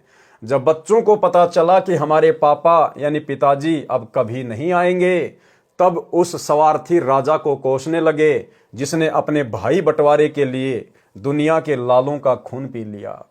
ये कोई देश रक्षा की लड़ाई भी नहीं थी जिसमें हम संतोष कर लेते कि देश के हित में प्राण दिए हैं। इस खूनी राजा ने अपने ऐशो आराम के लिए खून की नदी बहा दी। अब उस पर मौज कर रहा है। आगे संत सुदर्शन सुपच बता रहे हैं कि भीम ऐसे ऐसे करोड़ों प्राणी युद्ध की पीड़ा से पीड़ित हैं, उनकी हाय आपको चैन नहीं लेने देगी। चाहे करोड़ यज्ञ करो, ऐसे दुष्ट अन्न को कौन खाए। यदि मुझे बुलाना चाहते हो तो मुझे पहले किए हुए 100 यज्ञों का फल देने का संकल्प करो, अर्थात 100 यज्ञों का फल मुझे दो, तब मैं आपके भोजन पाऊं। इसीलिए भाई और बहनों, सतगुरु देव भगवान की प्रेरणा से ये दास वीडियो बनाता है, आप सभी भगत भाई बहनों को समझाता है कि सरकार की तरफ से जो मुफ्त में राशन दिया जाता है, जो राशन दिया जाता है, कुछ भी हो, आप और हम भगत भाई बहनों ने बिल्कुल भी स्वीकार नहीं करना है, क्योंकि वो जो पैसा है वो गरीब जनता के टैक्स का पैसा है, गरीब जनता की हाय है। और सरकार के द्वारा मुफ्त में जो राशन दिया जाएगा, यदि हम उसको खाएंगे तो ना जाने कितने करोड़ों लोगों की हाय और बद्दुआ भी हम साथ में खाएंगे।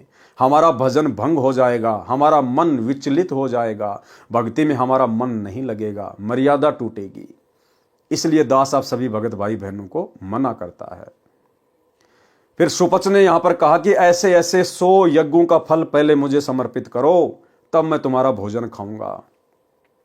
भाई और बहनों, ये तो द्वापर की बातें हैं। द्वापर में परमात्मा ने किसी को भी पूर्ण ज्ञान नहीं दिया था, अपनी भक्ति बचाने का पूर्ण साधन नहीं बताया था।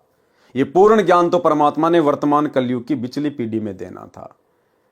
अतः इस समय हमने भूलकर भी ये गलती नहीं करनी है। किसी के यज्ञ में, किसी के भंडारे में, किसी के जागरण में या देवी देवताओं के निमित्त जो भोजन प्रसाद वगैरह बनाया जाता है, उसको भूलकर भी नहीं खाना है। और वर्तमान में हमें कोई 100 यज्ञों का फल तो क्या, यदि हमें 1 करोड़ अश्वमेघ यज्ञ का फल देना स्वीकार करे तो भी हम भाई बहनों ने उस घर का 1 गिलास पानी भी नहीं पीना है, उस भंडारे का 1 अन्न भी नहीं खाना है, अन्यथा हमारी भक्ति नष्ट होगी। यदि मुझे बुलाना चाहते हो तो मुझे पहले किए हुए 100 यज्ञों का फल देने का संकल्प करो, अर्थात 100 यज्ञों का फल मुझे दो, तब मैं आपके भोजन पाऊंगा। सुदर्शन जी के मुख से इस बात को सुनकर भीम ने बताया कि मैं बोला, आप तो कमाल के व्यक्ति हो, 100 यज्ञों का फल मांग रहे हो, ये हमारी दूसरी यज्ञ है, आपको 100 का फल कैसे दें। इससे अच्छा तो आप मत आना, आपके बिना कौन सी यज्ञ संपूर्ण नहीं होगी। जब स्वयं भगवान कृष्ण जी हमारे साथ हैं तो तेरे न आने से क्या यज्ञ पूर्ण नहीं होगा। सर्व वार्ता सुनकर श्री कृष्ण जी ने कहा, भीम, संतों के साथ ऐसा आपत्तिजनक व्यवहार नहीं करना चाहिए। भीम ने कोई मार पिटाई नहीं करी, कोई गाली गलोच नहीं की, थोड़ा सा अकड़ में बोल के आया था कि मत आना, तेरे बिना कौन सी हमारी यज्ञ सफल नहीं होगी। इसी बात को लेकर श्री कृष्ण जी ने भीम से कहा कि भीम, आपने संतों के साथ, भक्तों के साथ इस प्रकार से बातें नहीं करनी चाहिए, बहुत हानिकारक है। सोचिए भाई और बहनों, ये नियम है भक्ति का। सतगुरु रामपाल जी भगवान हमें मंगलाचरण में बताते हैं, गरीब नमो नमो सतपुरुष को नमस्कार गुरु की नहीं, सुर नर मुनि जन साधुआ और संतों सर्वस दी नहीं। संतों सर्वस दी नहीं, चाहे कोई जगत का व्यक्ति हो चाहे भगत हो, हमने सभी के साथ में समान रूप से प्रेम पूर्वक सादगी वाला सभ्यता वाला ही व्यवहार करना है। भगत ने किसी को भी गाली गलोच नहीं करनी, मार पिटाई नहीं करनी, ऊंची आवाज में नहीं बोलना, गुस्से में आके नहीं बोलना, दुर्व्यवहार नहीं करना। ये नियम है अपनी भक्ति को सफल करने के लिए। तो सोचिए, भीम ने तो द्वापर में खाली थोड़ा सा अकड़ में बोला था, उसी बात को लेकर श्री कृष्ण जी ने मना कर दिया कि संतों के साथ ऐसा व्यवहार नहीं करना चाहिए। और वर्तमान में भाई और बहनों, ये संपूर्ण आध्यात्मिक ज्ञान लेकर पूर्ण परमात्मा सतगुरु रामपाल जी की शरण ग्रहण करके, और कहते हैं हमने सतगुरु रामपाल जी से सार नाम ले लिया, सार शब्द ले लिया। दिन रात हम सतगुरु रामपाल जी के साथ आश्रम में रहते थे। उनके बेटा बेटी भाई बंधु रिश्तेदार बड़े बड़े कोऑर्डिनेटर, और वे लोग अपने ही गुरु भाई बहनों के साथ, सत्सेवकों के साथ में लठों से बात करते हैं, लात और घूसों के साथ बात करते हैं, बेवजह अपने गुरु भाई बहनों की जबरदस्त पिटाई करते हैं। गालियों की तो कोई सीमा ही नहीं है, धमकियों की तो कोई सीमा ही नहीं है। सोचिए भाई और बहनों, इनका आने वाले समय में क्या हश्र होगा। जो कुक्रम इन्होंने अपने गुरु को मानुष मानकर काल प्रेरणा से 2014 बरवाला कांड के बाद सतगुरु रामपाल जी परमेश्वर जी की आत्माओं के साथ किया है, आने वाले समय में परमेश्वर के विधान अनुसार इनको भोगना पड़ेगा। सर्वे वार्ता सुनकर श्री कृष्ण जी ने कहा, भीम, संतों के साथ ऐसा आपत्तिजनक व्यवहार नहीं करना चाहिए। 7 समुद्रों का अंत पाया जा सकता है, परंतु सतगुरु कबीर साहिब के संत का पार नहीं पा सकते। उस महात्मा सुदर्शन वाल्मीकि के एक बाल के समान 3 लोक भी नहीं है। मेरे साथ चलो उस परमपिता परमात्मा के प्यारे हंस को लाने के लिए। तब 5 पांडव व श्री कृष्ण भगवान शौपथ सुदर्शन की झोपड़ी की ओर रथ में बैठकर चले। 1 योजन अर्थात 12 किलोमीटर पहले रथ से उतरकर नंगे पैरों चले तथा रथ को खाली लेकर रथवान पीछे पीछे चला। भाई और बहनों, ये लीला भी श्री कृष्ण जी के रूप में कबीर परमात्मा सतगुरु रामपाल जी भगवान ही कर रहे थे। 5 पांडवों को लेकर गए नंगे पैरों। आप और हम बिचली पीढ़ी वालों को एक संदेशा देना था परमात्मा ने, कि वो तो खाली सुपर सुदर्शन को एक भगत मान रहे थे, और तुम्हारे सामने तो आज धरती पर स्वयं कबीर परमात्मा प्रकट है, तुम्हारे गुरुदेव भगवान के रूप में प्रकट है। तो तुम्हारा व्यवहार, तुम्हारा आचरण, तुम्हारा बोलचाल अपने गुरुदेव भगवान के साथ में कैसा होना चाहिए। लेकिन काल प्रेरणा से सतलोक आश्रम मैनेजमेंट हरियाणा इस परम संत को नहीं पहचान पाया, आज भी नहीं पहचान पा रहा, और अपनी उल्टी हरकतों के चलते, अपनी मनमानियों के कारण जजों के खिलाफ 3 पुस्तकें लिखकर प्रशासन को भड़काकर बरवाला कांड जैसी घटना को जन्म दे दिया गया, जिसके चलते आज वो पूर्ण परमात्मा पिछले 10 वर्षों से इसार की जेल में बैठा हुआ है। 1 योजन अर्थात 12 किलोमीटर पहले रथ से उतरकर नंगे पैरों चले तथा रथ को खाली लेकर रथवान पीछे पीछे चला। उस समय स्वयं कबीर साहिब सुदर्शन सुपच का रूप बनाकर झोपड़ी में बैठ गए। वह सुदर्शन को अपनी गुप्त प्रेरणा से मन में संकल्प उठाकर कहीं दूर के संत या भगत से मिलने भेज दिया, जिसमें आने व जाने में कई रोज लगने थे। तब सुदर्शन के रूप में सतगुरु की चमक व शक्ति देखकर सर्व पांडव बहुत प्रभावित हुए। स्वयं श्री कृष्ण जी ने लंबी दंडवत प्रणाम की। तब देखा देखी सर्व पांडवों ने भी की, ऐसा ही किया। श्री कृष्ण जी की तरफ नजर करके सुपर सुदर्शन ने आदर पूर्वक कहा कि हे त्रिभुवन नाथ, आज इस दीन के द्वार पर कैसे? मेरा अहोभाग्य कि आज दीनानाथ विशंबर नाथ मुझ तुच्छ को दर्शन देने स्वयं चलकर आए हैं। सबको आदर पूर्वक बैठा दिया तथा आने का कारण पूछा। उस समय श्री कृष्ण जी ने कहा कि हे जानी जान, आप सर्वगति से परिचित हैं। पांडवों ने यज्ञ की है, वह आपके बिना संपूर्ण नहीं हो रही है। कृपया इनको कृतार्थ करें। उसी समय वहां उपस्थित भीम की ओर संकेत करते हुए सुदर्शन रूपधारी परमेश्वर कबीर जी ने कहा कि ये वीर मेरे पास आया था तथा अपनी मजबूरी से इसे अवगत करवाया था। उस समय श्री कृष्ण जी ने कहा कि हे पूर्ण ब्रह्म, आपने स्वयं अपनी वाणी में कहा है कि संत मिलन को चालिए तज माया अभिमान, जो जो पग आगे धरे सो सो यज्ञ समान। आज पांचों पांडव राजा हैं तथा मैं स्वयं द्वारिकाधीश आपके दरबार में राजा होते हुए भी नंगे पैरों उपस्थित हूं। अभिमान का नामो निशान भी नहीं है तथा स्वयं भीम ने भी खड़ा होकर उस दिन कहे हुए अपशब्दों की चरणों में पड़कर क्षमा याचना की। श्री कृष्ण जी ने कहा, हे नाथ, आज यहाँ आपके दर्शनार्थ आए, आपके 6 सेवकों के कदमों के यज्ञ समान फल को स्वीकार करते हुए सो आप रखो तथा शेष हम भिखारियों को दान दीजिए ताकि हमारा भी कल्याण हो। इतना आधीन भाव सर्व उपस्थित जनों में देखकर जगत गुरु साहेब करुणामय सुदर्शन रूप में अति प्रसन्न हुए। कबीर साधु भूखा भाव का, धन का भूखा नाही, जो कोई धन का भूखा वो साधु भी नहीं। उठकर उनके साथ चल पड़े। जब सुदर्शन जी यज्ञशाला में पहुंचे तो चारों ओर एक से एक ऊंचे सुसज्जित आसनों पर विराजमान महामंडलेश्वर सुदर्शन जी के रूप व वेश, दोहरी धोती, घुटनों से थोड़ी नीचे तक, छोटी छोटी दाढ़ी, सिर के बिखरे केस, न बड़े न छोटे, टूटी फूटी जूती, मैले से कपड़े, तेजोमय शरीर को देखकर अपने मन में सोच रहे हैं कि ऐसे अपवित्र व्यक्ति से शंख 7 जन्म भी नहीं बच सकता। ये तो हमारे सामने ऐसे है जैसे सूर्य के सामने दीपक। श्री कृष्ण जी ने स्वयं उस महात्मा का आसन अपने हाथों से लगाया, बिछाया, क्योंकि श्री कृष्ण जी श्रेष्ठ आत्मा हैं, भगवान हैं। उन्होंने सुदामा व भिलनी को भी हृदय से चाहा। अब बताइए भाई और बहनों, सुदामा और भिलनी को हृदय से किसने चाहा था? जब सुदामा द्वारिका में गया श्री कृष्ण से मिलने, तो उस समय कबीर परमात्मा सतगुरु रामपाल जी ने श्री कृष्ण जी में गुप्त प्रेरणा करके उनको 8-10 दिन के लिए बाहर के टूर पर भेज दिया और स्वयं श्री कृष्ण जी का रूप बनाकर अपने प्रिय भगत सुदामा जी के चरण धोए। और जब भिलनी के पास गए थे त्रेता युग में श्री रामचंद्र रूप में, तो भाई और बहनों, उस समय वो दशरथ पुत्र रामचंद्र नहीं था जिसने भिलनी के जूठे बेर बड़े प्रेम से खाए थे। अगर रामचंद्र होता तो पीछे उसका भाई लक्ष्मण था, मुंह चढ़ा रहा था, एक भी बेर नहीं खाया, पीछे फेंक रहा था। तो अपने भगत के लिए ना जाने ये परमात्मा कब और कौन सा रूप धारण कर ले, किसी को पता भी नहीं चलता है।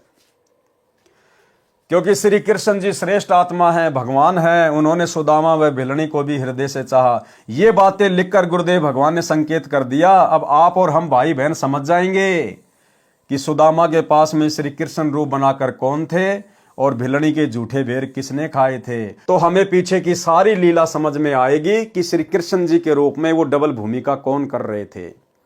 जिस प्रकार काशी के भंडारे में वो कबीर परमात्मा स्वयं ही केशव बनजारा बनकर सवाल कर रहा था और कबीर रूप में परमात्मा जवाब दे रहे थे, ठीक ऐसे ही सारी की सारी भूमिका श्री कृष्ण जी के रूप में कबीर परमात्मा सतगुरु रामपाल जी स्वयं ही कर रहे हैं। क्योंकि श्री कृष्ण जी श्रेष्ठ आत्मा है, भगवान है। उन्होंने सुदामा व भिलनी को भी हृदय से चाहा। यहां तो स्वयं परमेश्वर पूर्ण ब्रह्म सत्य पुरुष अकाल मूर्ति आए हैं। फिर द्रौपदी से कहा कि हे बहन, सुदर्शन महात्मा जी आए हैं, भोजन तैयार करो, बहुत पहुंचे हुए संत हैं। द्रौपदी देख रही है कि संत लक्षण तो एक भी नहीं दिखाई देते हैं। ये तो एक दारिद्र गृहस्थी व्यक्ति है, न तो वस्त्र भगवा, न गले में माला, न तिलक, न सिर पर बड़ी जटा, न मुंड ही मुंडवा रखा और न ही कोई चिमटा झोली कमंडल लिए हुए था। श्री कृष्ण जी के कहते ही स्वादिष्ट भोजन कई प्रकार का बनाकर एक सुंदर थाल चांदी का उसमें परोसकर सुदर्शन जी के सामने रख दिया। द्रौपदी ने मन ही मन में विचार किया कि आज तो ये भगत भोजन को खाएगा तो उंगली चाटता रह जाएगा, जिंदगी में ऐसा भोजन कभी नहीं खाया होगा। सुदर्शन जी ने नाना प्रकार के भोजन को थाली में इकट्ठा किया तथा खिचड़ी सी बनाई। उस समय द्रौपदी ने देखा कि इसने तो सारा भोजन खीर, खांड, हलवा, सब्जी, दही, बड़े आदि घोलकर एक कर लिया। तब मन में दुर्भावना पूर्वक विचार किया कि इस मूर्ख हबसी ने तो खाना खाने का भी ज्ञान नहीं है। ये काहे का संत कैसा शंख बजाएगा, क्योंकि खाना बनाने वाली स्त्री की ये भावना होती है कि मैं ऐसा स्वादिष्ट भोजन बनाऊं कि खाने वाला मेरे भोजन की प्रशंसा कई जगह करे। प्रत्येक बहन की यही आशा होती है। लेकिन अब सतगुरु रामपाल जी परमेश्वर जी की शरण में आने के बाद आप और हम भगत भाई बहनों ने इस प्रकार की भावना अपने मन में उत्पन्न नहीं करनी है कि मेरे घर का भोजन खा के ये भगत 20 जगह गुणगान करे। अरे हम तो खुद उस समर्थ परमात्मा सतगुरु रामपाल जी भगवान के द्वारा फेंके गए टुकड़े खाकर और अपनी भक्ति सफल करने में लगे हुए हैं। हमें तो खुद ही स्वादिष्ट व्यंजन खाने का शौक नहीं है, तो हमारे अंदर वर्तमान में किसी भी भगत भाई या भगत बहन में इस प्रकार के विचार उत्पन्न नहीं हो जाने चाहिए कि ये भगत पिछली बार वहां भी गया था और अब की बार मेरे यहाँ आया है, अब की बार तो ऐसा भोजन बनाऊंगी मेरी तारीफ करेगा। सौपन में भी नहीं सोचना। अगर आपके घर में सब्जी रोटी नहीं है, अगर चटनी रोटी है, तो भगवान को भोग लगा के प्रसाद रूप में उसके सामने पेश कर दो। ना मन में कोई शंका होनी चाहिए कि मेरे घर का रूखा सूखा खा के बाहर जाके क्या कहेगा। बिल्कुल भी नहीं, क्योंकि जब हमने भगवान को भोग लगा दिया, क्योंकि सबसे पहले हम सत्सेवकों के घरों में अपने गुरु को भोग लगता है, और जब भगवान को भोग लगा दिया, भगवान ने स्वीकार कर लिया, उसके बाद वो प्रसाद बन जाता है। और प्रसाद के विषय में कौन क्या सोचता है, फिर ये सामने वाले के अपने कर्म हैं। वह बेचारी 1 घंटे तक धुएं से आंखें खराब करे और मेरे जैसा कह दे कि नमक तो है ही नहीं, तब उसका मन बहुत दुखी होता है। इसलिए संत जैसा मिल जाए उसे खाकर सराहना ही करते हैं। यदि कोई न खा सके तो नमक कहकर संत नहीं मांगता। ठीक इसी प्रकार भगत भाई बहनों की भी जिम्मेदारी है। यदि हमें कहीं भी जाना पड़ जाए, किसी साथ संगति में या अपने किसी भगत भाई बहन के घर पे या किसी भी अनुपदेशी के यहाँ पर, हालांकि अनुपदेशियों के तो हम यहाँ जाते नहीं, और जाते हैं तो हम भोजन पानी वहाँ पर खाते नहीं। यदि अपने भगत भाई बहनों के घरों पर भी जाते हैं और जैसा भी हमारे को खाने को मिल जाए रूखा सूखा, भाई और बहनों हमारे मन में भी नहीं आना चाहिए कि इन्होंने तो सब्जी भी नहीं बनाई और रोटी भी ठंडी है। मन में नहीं आना चाहिए बिल्कुल भी भाई और बहनों के, क्योंकि आपकी आंखों के सामने आपके गुरुदेव भगवान को पहले भोग लगा है, और जब गुरुदेव भगवान ने रूखा सूखा स्वीकार कर लिया, फिर हमारी क्या औकात है 2 कोड़ी के जीवों की जो हम उसमें मीन मेख निकालें। इसलिए संत जैसा मिल जाए उसे खाकर सराहना ही करते हैं। यदि कोई न खा सके तो नमक कहकर संत नहीं मांगता। संतों ने नमक का नाम राम रस रखा हुआ है। कोई ज्यादा नमक खाने का अभ्यस्त हो तो कहेगा कि भैया राम रस लाना। घर वालों को पता ही नहीं चले कि क्या मांग रहा है, क्योंकि सत्संग में सेवा में अन्य सेवक ही होते हैं, न ही भोजन बनाने वाले को दुख हो। एक समय एक नया भगत किसी सत्संग में पहली बार गया। उसमें किसी ने कहा कि भगत जी राम रस लाना, दूसरे ने भी कहा कि राम रस लाना, तथा थोड़ा राम रस अपनी हथेली पर रखवा लिया। उस नए भगत ने खाना खा लिया था, परंतु पंक्ति में बैठा अन्य भक्तों के भोजन पाने का इंतजार कर रहा था कि इकट्ठे ही उठेंगे। ये भी एक औपचारिकता सत्संग में होती है। उसने सोचा रामरस कोई खास मीठा खाद्य पदार्थ होगा, ये सोचकर कहा कि मुझे भी रामरस देना। तब सेवक ने थोड़ा सा रामरस नमक उसके हाथ पर रख दिया। तब वह नया भगत बोला, ये के कान कहलाना है, चोखा सा रख दे। नया भगत था, उसको पता नहीं था कि भाई नमक को रामरस कहते हैं। तो जब थोड़ा सा उस भगत ने रखा उसकी हथेली पे, तो उस नए भगत ने कहा कि भैया कोई कानून के थोड़ी लगाना है, अरे खाना है ढंग से दे। उसने देखा कि रामरस है, जब नाम इतना मीठा है तो खाने में कितना मीठा होगा। उसने सोचा रामरस कोई खास मीठा खाद्य पदार्थ होगा, ये सोचकर कहा मुझे भी रामरस देना। तब सेवक ने थोड़ा सा रामरस उसके हाथ पर रख दिया। तब वह नया भगत बोला, ये के कान कहलाना है, चोखा सा रख दे। तब उस सेवक ने 2-3 चम्मच रख दिया। उस नए भगत ने उस बारीक नमक को कोई खास मीठा खाद्य प्रसाद समझकर फांका मारा। तब चुपचाप उठा तथा बाहर जाकर कुल्ला किया। फिर किसी भगत से पूछा, रामरस किसे कहते हैं? तब उस भगत ने बताया कि नमक को रामरस कहते हैं। तब वह नया भगत कहने लगा कि मैं भी सोच रहा था कि कहें तो रामरस है परंतु इतना खारा। फिर विचार आया कि हो सकता है नए भक्तों पर परमात्मा प्रसन्न नहीं हुए हों, इसलिए खारा लगा हो। मैं एक बार फिर से कोशिश करता, अच्छा हुआ जो मैंने आपसे स्पष्ट कर लिया। फिर उसे बताया गया कि नमक को रामरस किस लिए कहते हैं। सुपथ सुदर्शन जी ने थाली वाले मिले हुए उस सारे भोजन को 5 ग्रास बनाकर खा लिया।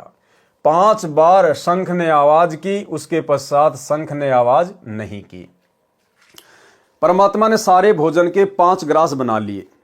अब भाई और बहनों, हम भगत भाई बहनों ने ये कॉपी नहीं करनी है कि हम भी प्रतिदिन हमारे घर पर जो भोजन बने या कहीं भी बने सारे को गोल मोड़ करके उसके 5 ग्रास बनाकर खाएं। परमेश्वर ने तो उस समय केवल एक लीला करनी थी, वो पंचजन्य शंख बजाना था। इसलिए परमात्मा ने सारे भोजन को मिलाया और जो है 5 उसके जो है वो ग्रास बनाए। दूसरा, परमात्मा हमें शिक्षा देना चाहते हैं कि ये मन बड़ा भड़वा है, इसको अगर नई नई चीजें खाने को मिलेंगी तो दोबारा से उन्हीं चीजों की डिमांड करेगा। इसलिए मन को संतों ने कभी भी स्वाद नहीं देना चाहिए, स्पेशल कोई टेस्ट नहीं देना चाहिए।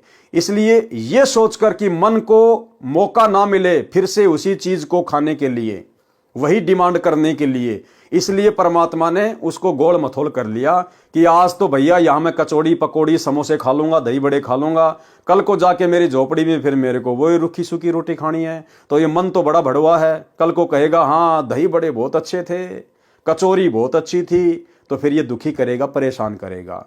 तो परमेश्वर हमें शिक्षा देना चाह रहे हैं कि हमें जैसा भी मिले, रूखा सूखा मिले, चाहे 56 प्रकार का भोग मिले, हमने उसमें ना तो कोई विशेष रुचि दिखानी है, ना हमने उसकी विशेष कोई जो है वो प्रशंसा करनी है। जैसा मिल जाए भगवान का प्रसाद समझ के खा लेना है। हमने केवल अपनी भक्ति को सफल करना है। हमने केवल जीवन जीने के लिए भोजन का सहारा लेना है, टेस्ट के लिए नहीं। व्यंजन 36 परोसिया जहां द्रौपदी रानी, बिन आदर सत्कार के कहीं शंख न बानी। पंच गिरासी बाल्मीकि पंचे बर बोले, आगे शंख पंचायन कपाट न खोले। बोले कृष्ण महाबली त्रिभुवन के साजा, बाल्मीकि प्रसाद से कण कण क्यों न बाजा। द्रौपदी सेती श्री कृष्ण देव जब ऐसे भाखा, बाल्मीकि के चरणों की तेरे न अभिलाषा। प्रेम पचायन भूख है अन्न जग का खाजा, ऊंच नीच द्रौपदी कहा शंख कण कण क्यों नहीं बाजा। बाल्मीकि के चरणों की लई द्रौपदी धारा, शंख पचायन बाजिया कण कण झंकारा। युधिष्ठिर जी श्री कृष्ण जी के पास आए तथा कहा, हे भगवान आपकी कृपा से शंख ने आवाज की है, हमारा कार्य पूर्ण हुआ। श्री कृष्ण जी ने सोचा कि इन महात्मा सुदर्शन के भोजन खाने से भी शंख अखंड क्यों नहीं बजा। फिर अपनी दिव्य दृष्टि से देखा तो पाया कि द्रौपदी के मन में दोष है, जिस कारण से शंख ने अखंड आवाज नहीं की, केवल 5 बार आवाज करके मौन हो गया। श्री कृष्ण जी ने कहा, युधिष्ठिर यह शंख बहुत देर तक बजना चाहिए, तब यह यज्ञ पूर्ण होगी। युधिष्ठिर ने कहा, भगवान अब कौन संत शेष है जिसे लाना होगा। श्री कृष्ण जी ने कहा, युधिष्ठिर इस सुदर्शन संत से बढ़कर कोई भी सत भक्ति युक्त संत नहीं है, इसके एक बाल समान तीनों लोक भी नहीं है। अपने घर में ही दोष है, उसे शुद्ध करते हैं। श्री कृष्ण जी ने द्रौपदी से कहा, द्रौपदी भोजन सब प्राणी अपने अपने घर पर रूखा सूखा खाकर ही सोते हैं, आपने बढ़िया भोजन बनाकर अपने मन में अभिमान पैदा कर लिया। बिना आदर सत्कार के किया हुआ धार्मिक अनुष्ठान यज्ञ हवन पाठ सफल नहीं होता। आपने इस साधारण से व्यक्ति को क्या समझ रखा है, यह पूर्ण ब्रह्म है। अब भाई और बहनों, उस समय यदि ये बात श्री कृष्ण जी बोल रहे होते तो क्या श्री कृष्ण जी क्या भक्ति नहीं करते थे क्या? दुर्वासा को अपना गुरु बना रखा था, ओम नाम की भक्ति करते थे। अगर उस श्री कृष्ण को ये बात का पता चल जाए कि ये पूर्ण ब्रह्म है, क्या उपदेश नहीं ले लेता, चरणों में नहीं गिर जाता, भगत नहीं बन जाता उनका? लेकिन भाई और बहनों, सारा का सारा खेल कबीर परमात्मा सतगुरु रामपाल जी खेल रहे थे। दिखाई सबको जरूर श्री कृष्ण जी दे रहे थे। यह पूर्ण ब्रह्म है, इसके एक बाल के समान तीनों लोक भी नहीं है। आपने अपने मन में इस महापुरुष के बारे में गलत विचार किए हैं, उनसे आपका अंतःकरण मैला हो गया।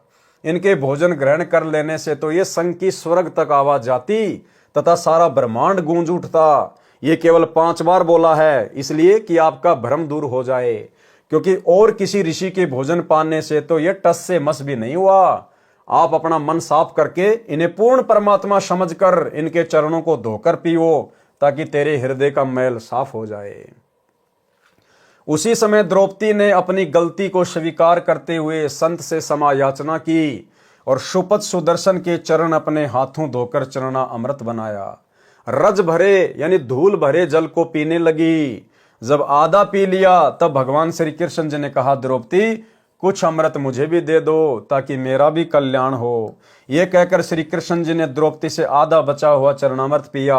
उसी समय वही पंचायन शंख इतने जोरदार आवाज से बजा कि स्वर्ग तक ध्वनि सुनी। तब पांडवों की वह यज्ञ सफल हुई। प्रमाण के लिए अमृतवाणी पारक का अंग। ग्रीव सुपच शंख सब करत हैं, नीच जाति बिस्चूक, पौमी बिगसी स्वर्ग सब खिले जो पर्वत रूख। गरीब करी द्रौपदी दिल मंजना, सुपच चरण पी धोय, बाजे शंख सर्वकला रहे आवाज गोय। गरीब द्रौपदी चरणामृत लिए, सुपच शंख नहीं कीन, बाजा शंख अखंड धुनि गण गंधर्व ल्योलीन। गरीब फिर पंडों की यज्ञ में शंख पचायन टेर, द्वादश कोटि पंडित जहां पड़ी सभन की मेर। गरीब करी श्री कृष्ण भगवान को चरणामृत स्यों प्रीत, शंख पचायन जब बजा लिया द्रौपदी सीत। गरीब द्वादश कोटि पंडित जहां और ब्रह्मा विष्णु महेश, चरण लिए जगदीश को जिसको रटता शेष। गरीब वाल्मीकि के बाल समी, नाही तीनों लोक, सुर नर मुनि जन कृष्ण सुधी, पंडो पाई पोष। गरीब वाल्मीकि बैकुंठ पड़ी, स्वर्ग लगाई लात, शंख पचायन घुरत है गण गंधर्व ऋषि मात। गरीब स्वर्ग लोक के देवता, कीने ने पूरा नाद, सुपच सिंहासन बैठे बाजा अगम अगाध। गरीब पंडित द्वादश कोटि थे, सईदे से सुरबीन, 87 देव में कोई न पद में लीन। गरीब बाजा शंख सुरग सुण्या, 14 भवन उचार, 33 तत न लहा किए न पाया पार। अचला का अंग। गरीब सुपच रूप धरी आईया, सतगुरु पुरुष कबीर, 3 लोक की मेदनी, सुर नर मुनि जन भीर। गरीब सुपच रूप धरी आईया, सब देवन का देव, कृष्ण चंद्र पग धोइया, करी तास की सेव। गरीब 5 पंडों संग हैं, छठे कृष्ण मुरारी, चलिए हमरी यज्ञ में समर्थ सिरजनहार। गरीब 88 ऋषि जहां, देवा 33 कोटि, शंख न बाजा तास ते रहे चरण में लोटी। गरीब पंडित द्वादश कोटि है और 84 सिद्ध, शंख न बाजा तास ते पिए मान का मद। गरीब पंडों यज्ञ अश्वमेघ में, सतगुरु किया पियान, 5 पांडों संग चले और छठा भगवान। गरीब सुपच रूप को देख कर द्रौपदी मानी शंख, जान गए जगदीश गुरु बाजत नाही शंख। गरीब 56 भोग संजोग कर, कीने 5 गिरास, द्रौपदी के दिल दुई है नाही दृढ़ विश्वास। गरीब 5 पंडों यज्ञ करी, कल्प वृक्ष की छाही, द्रौपदी दिल बंक है कण कण बाजा नाही। गरीब 56 भोग न भोगिया, कीने 5 गिरास, खड़ी द्रौपदी उन्मुनी हरदम घालत श्वास। गरीब बोले कृष्ण महाबली, क्यों बाजा नहीं शंख, जान राय जगदीश गुरु काटत है मन बंक। गरीब द्रौपदी दिल को साफ करी, चरण कमल ल्यो ल्याए, वाल्मीकि के बाल सम त्रिलोकी नहीं पाए। गरीब चरण कमल को धोए कर ले द्रौपदी प्रसाद, अंतर सीना साफ होए जरे सकल अपराध। गरीब बाजा शंख सुभान गति, कण कण भई आवाज, स्वर्ग लोक बानी सुनी त्रिलोकी में गाज। गरीब पंडों यज्ञ अश्वमेघ में आए नजर निहाल। जम राजा की बंदी में खलहल पर्या कमाल। अन्य वाणी सतग्रंथ से 33 कोटि यज्ञ में आए 87 सारे। 12 कोटि वेद के वक्ता सुपच का शंख बजारे। अर्जुन सहित पांडवों को युद्ध में की गई हिंसा के पाप लगे। परमेश्वर कबीर जी ने धर्मदास जी को बताया कि उपरोक्त विवरण से सिद्ध हुआ कि पांडवों को युद्ध की हत्याओं का पाप लगा। आगे सुन और सुनाता हूं। दुर्वासा ऋषि के श्रापवश यादव कुल आपस में लड़कर प्रभास क्षेत्र में यमुना नदी के किनारे नष्ट हो गया। श्री कृष्ण जी भगवान को एक शिकारी ने पैर में विषाक्त तीर मारकर घायल कर दिया था। उस समय श्री कृष्ण जी ने उस शिकारी को बताया कि आप त्रेता युग में सुग्रीव के बड़े भाई बाली थे तथा मैं रामचंद्र था। आपको मैंने धोखा करके वृक्ष की ओट लेकर मारा था। आज आपने वह बदला प्रतिशोध चुकाया है। पांचों पांडवों को पता चला कि यादव आपस में लड़ मरे हैं। वे द्वारिका पहुंचे। वहां गए जहां पर श्री कृष्ण जी तीर से घायल तड़फ रहे थे। पांचों पांडवों के धार्मिक गुरु श्री कृष्ण जी थे। श्री कृष्ण जी ने पांडवों से कहा, आप मेरे अति प्रिय हो। मेरा अंत समय आ चुका है। मैं कुछ ही समय का मेहमान हूं। मैं आपको अंतिम उपदेश देना चाहता हूं। कृपया ध्यान पूर्वक सुनो। ये कहकर श्री कृष्ण जी ने कहा, आप द्वारिका की स्त्रियों को इंद्रप्रस्थ ले जाना। यहां कोई नर यादव शेष नहीं बचा है। आप अति शीघ्र राज्य त्याग कर हिमालय चले जाओ। वहां अपने शरीर के नष्ट होने तक तपस्या करते रहो। इस प्रकार हिमालय की बर्फ में गलकर नष्ट हो जाओ।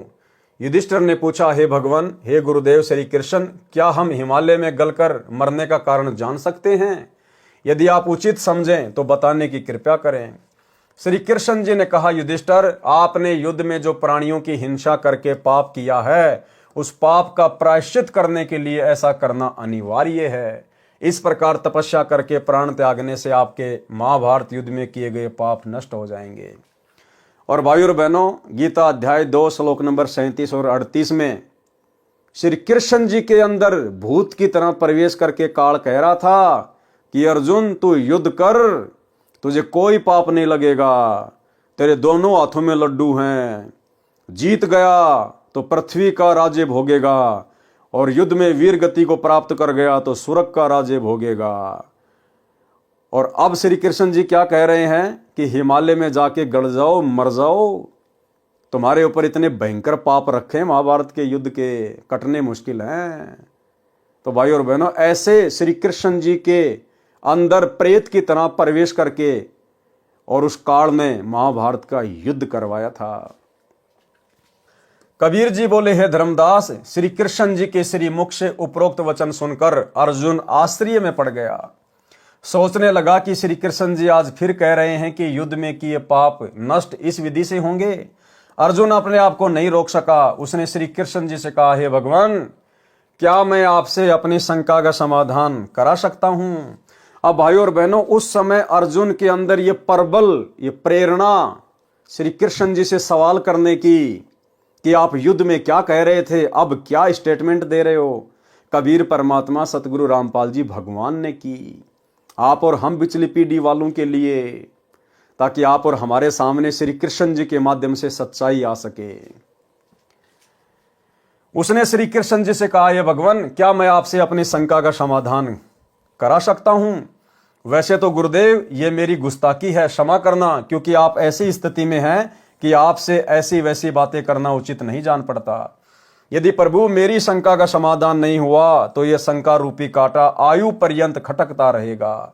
मैं चैन से जी नहीं सकूंगा। श्री कृष्ण जी ने कहा, हे अर्जुन, तू जो पूछना चाहता है निसंकोच होकर पूछ। मैं अंतिम श्वास गिन रहा हूं। जो कहूंगा सत्य कहूंगा। अर्जुन बोला, हे श्री कृष्ण, आपने श्री मद् भगवद गीता का ज्ञान देते समय कहा था कि अर्जुन, तू युद्ध कर, तुझे युद्ध में मारे जाने वालों का पाप नहीं लगेगा। तू केवल निमित्त मात्र बन जा। ये सर्व योद्धा मेरे द्वारा पहले ही मारे जा चुके हैं। प्रमाण गीता अध्याय 11 श्लोक 32 और 33।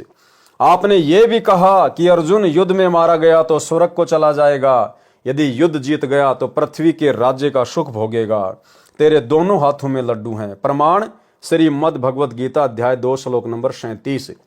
तू युद्ध के लिए खड़ा हो जा, जो जय पराजय की चिंता न छोड़कर युद्ध कर, इस प्रकार तू पाप को प्राप्त नहीं होगा।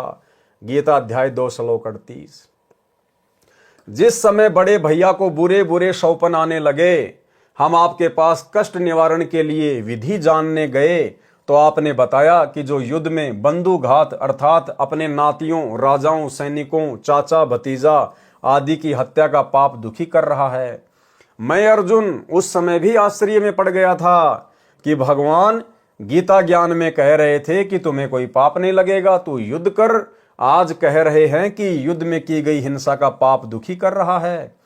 आपने पाप नाश होने का समाधान बताया। अश्वमेध यज्ञ जिसमें करोड़ों रुपए का खर्चा हुआ, उस समय मैं अपने मन को मारकर यह सोचकर चुप रहा कि यदि मैं आप श्री कृष्ण जी से वाद विवाद करूंगा कि आप तो कह रहे थे कि तुम्हें युद्ध में होने वाली हत्याओं का कोई पाप नहीं लगेगा, आज कह रहे हो तुम्हें महाभारत युद्ध में की गई हत्याओं का दुख हो रहा है। कहां गया आपका वह गीता वाला ज्ञान? किस लिए हमारे साथ धोखा किया, गुरु होकर विश्वासघात किया? तो बड़े भैया युधिष्ठिर जी ये न सोच लें कि मेरी चिकित्सा में धन लगना है, इस कारण अर्जुन वाद विवाद कर रहा है। ये मेरे कष्ट निवारण में होने वाले खर्च के कारण विवाद कर रहा है। ये नहीं चाहता कि मैं युधिष्ठिर कष्ट मुक्त हो जाऊं।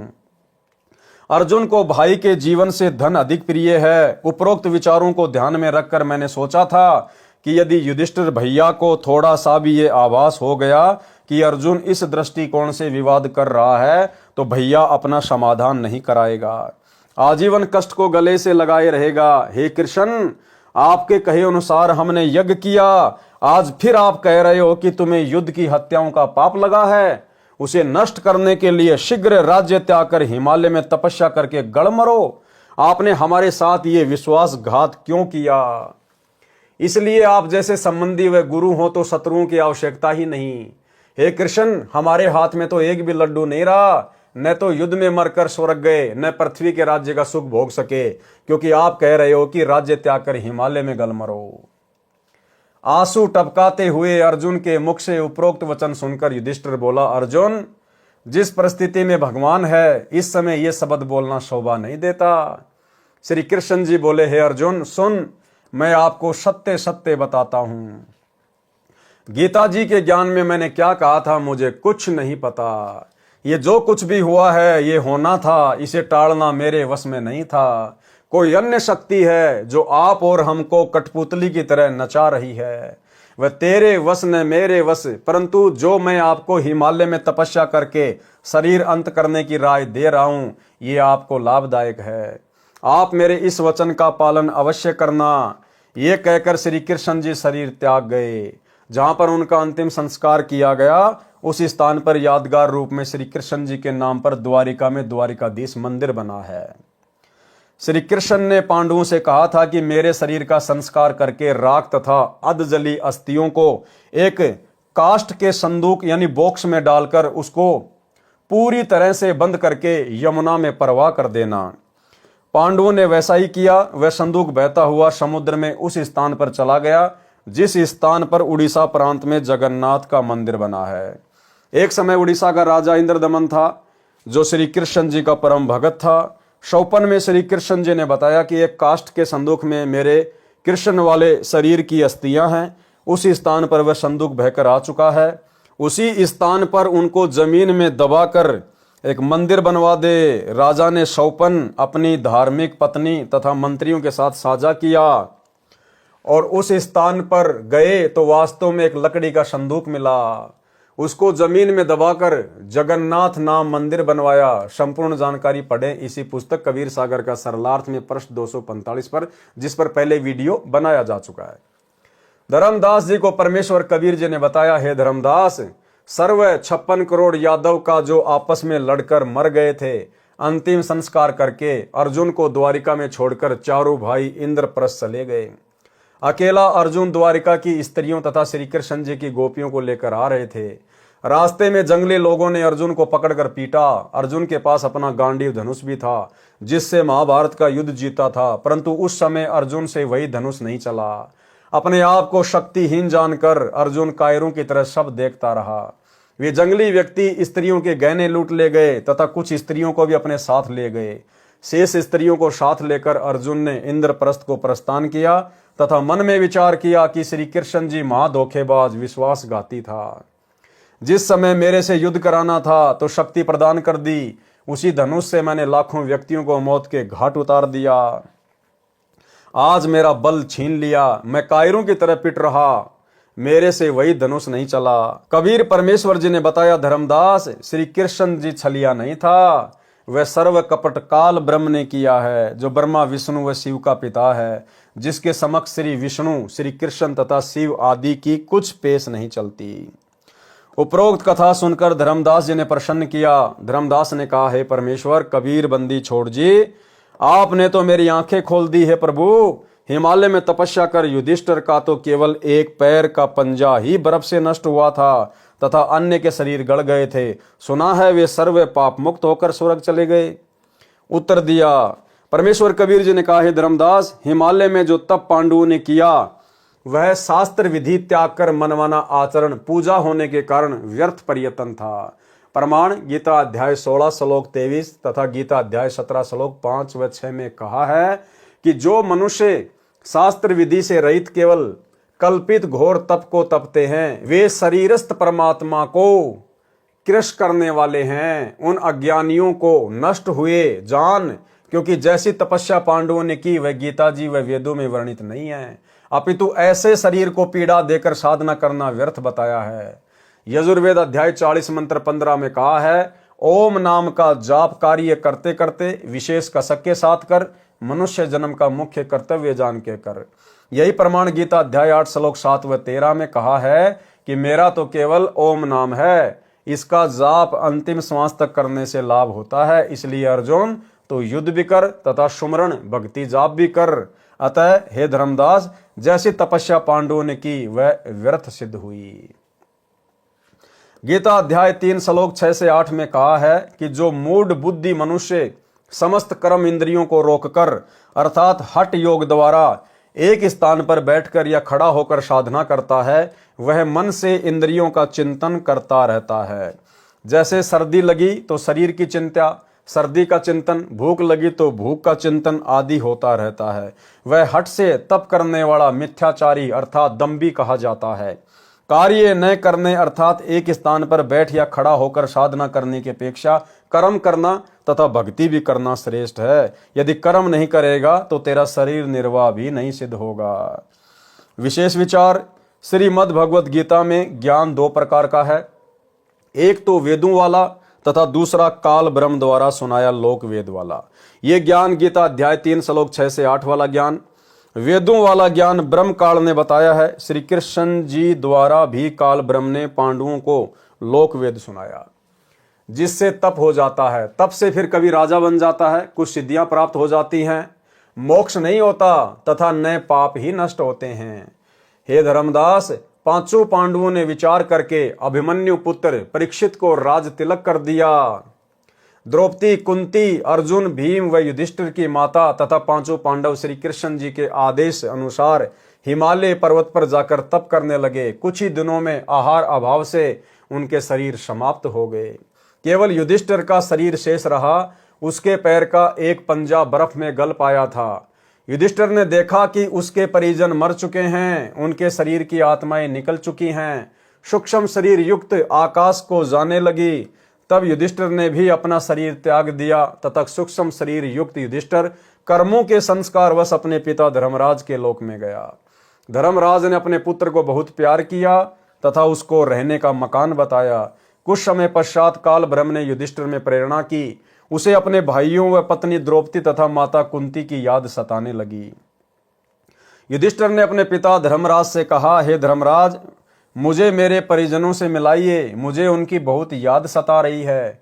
धर्मराज ने कहा, युधिष्ठिर, वह तेरा परिवार नहीं था, तेरा परिवार तो ये है, तू मेरा पुत्र है।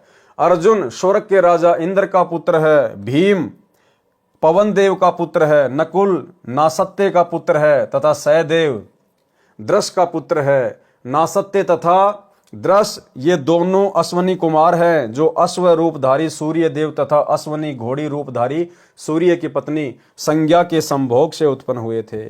सूर्य को घोड़े रूप में न पहचान कर सूर्य पत्नी जो घोड़ी रूप धारण कर जंगल में तप कर रही थी, अपने धर्म की रक्षा के लिए घोड़ा रूपधारी सूर्य को पृष्ठ भाग की ओर से नहीं जाने दिया। वह उस घोड़े से अभिमुख रही। काम वासनावश घोड़ा रूपधारी सूर्य घोड़ी रूपधारी अपनी पत्नी विश्वकर्मा की पुत्री के मुख की ओर से चढ़कर संभोग करने के कारण वीर्य का कुछ अंश घोड़ी रूपधारी सूर्य की पत्नी के पेट में मुख द्वारा प्रवेश कर गया, जिससे दो लड़कों नासत्य तथा द्रस का जन्म घोड़ी रूपी सूर्य पत्नी के मुख से हुआ, जिस कारण से दोनों बच्चे अश्वनी कुमार कहलाए। यह पुराण कथा है। धर्मराज ने अपने पुत्र युधिष्ठिर को बताया कि आप सबका वहां पृथ्वी लोक में इतना ही सहयोग था, वह समाप्त हो चुका है। वे सर्व युद्ध में किए पाप कर्मों तथा अन्य जीवन में किए पाप कर्मों का फल भोगने के लिए नरक में डाल रखे हैं। आपके पुण्य अधिक हैं, इसलिए आप नरक में नहीं डाल रखे हैं, अतः आप उनसे नहीं मिल सकते। काल ब्रह्म की प्रबल प्रेरणावश होकर युधिष्ठिर ने उन सर्व भीम, अर्जुन, नकुल, सहदेव, द्रौपदी तथा कुंती को मिलने का हठ किया। धर्मराज ने एक यमदूत से कहा, आप युधिष्ठिर को इसके परिवार से मिलाकर शीघ्र लौट लाना। यमदूत युधिष्ठिर को लेकर नरक में प्रवेश हुआ। वहां पर आत्माएं हाहाकार मचा रहे थे, कह रहे थे, हे युधिष्ठिर, हमें नरक से निकलवा दो। मैं अर्जुन हूँ, कोई कह रहा था मैं भीम हूँ, मैं नकुल हूँ, मैं सहदेव हूँ, मैं कुंती हूँ, मैं द्रौपदी हूँ। इतने में यमदूत ने कहा, हे युधिष्ठिर, अब आप लौट चलिए। युधिष्ठिर ने कहा कि मैं भी अपने परिवारजनों के साथ यहीं नरक में ही रहूंगा। तब धर्मराज ने आवाज लगाई, युधिष्ठिर यहाँ आओ, मैं तेरे को एक युक्ति बताता हूँ। ये आवाज सुनकर युधिष्ठिर अपने पिता धर्मराज के पास लौट आया। धर्मराज ने युधिष्ठिर को समझाया कि बेटा, आपने एक झूठ बोला था कि अश्वत्थामा मर गया, फिर दबी आवाज में कहा था पता नहीं मनुष्य था या हाथी, जबकि आपको पता था कि हाथी मरा है। उस झूठ बोलने के पाप का कर्म दंड देने के लिए आपको कुछ समय इसी बहाने नरक में रखना पड़ा, नहीं तो वह युक्ति मैं पहले ही आपको बता देता। युधिष्ठिर ने कहा, कृपया आप वह विधि बताइए जिससे मेरे परिजन नरक से निकल सकें। धर्मराज ने कहा, उनको एक शर्त पर नरक से निकाला जा सकता है कि आप अपने कुछ पुण्य उनको संकल्प कर दो। युधिष्ठिर ने कहा, मुझे स्वीकार है। ये कहकर युधिष्ठिर अपने आधे पुण्य उन 6 के निमित्त संकल्प कर दिए। वे 6 नरक से बाहर आकर धर्मराज के पास जहां युधिष्ठिर खड़ा था उपस्थित हो गए। उसी समय इंद्रदेव आया, अपने पुत्र अर्जुन को साथ लेकर चला गया। पवन देवता आया, अपने पुत्र भीम को साथ लेकर चला गया। इसी प्रकार अश्वनी कुमार नासत्य दृश आए, नकुल व सहदेव को लेकर चले गए। कुंती स्वर्ग में चली गई तथा देखते देखते द्रौपदी ने दुर्गा रूप धारण किया तथा आकाश को उड़ चली। कुछ ही समय में सभी की आंखों से ओझल हो गई। वह अकेला युधिष्ठिर अपने पिता धर्मराज के पास रह गया।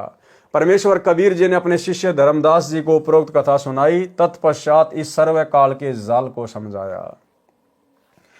कबीर परमेश्वर जी ने बताया, हे धर्मदास, काल ब्रह्म की प्रेरणा से 21 ब्रह्मांडों के प्राणी कर्म करते हैं। जैसा आपने सुना, युधिष्ठिर पुत्र धर्मराज, अर्जुन पुत्र इंद्र, भीम पुत्र पवनदेव, नकुल पुत्र नासत्य तथा सहदेव पुत्र द्रस्ते, द्रौपदी सापवश दुर्गा की अवतार थी जो अपना कर्म भोगने आई थी, तथा कुंती भी दुर्गा लोक की पुण्यात्मा थी। ये सब काल प्रेरणा से पृथ्वी पर एक फिल्म चलचित्र बनाने गए थे।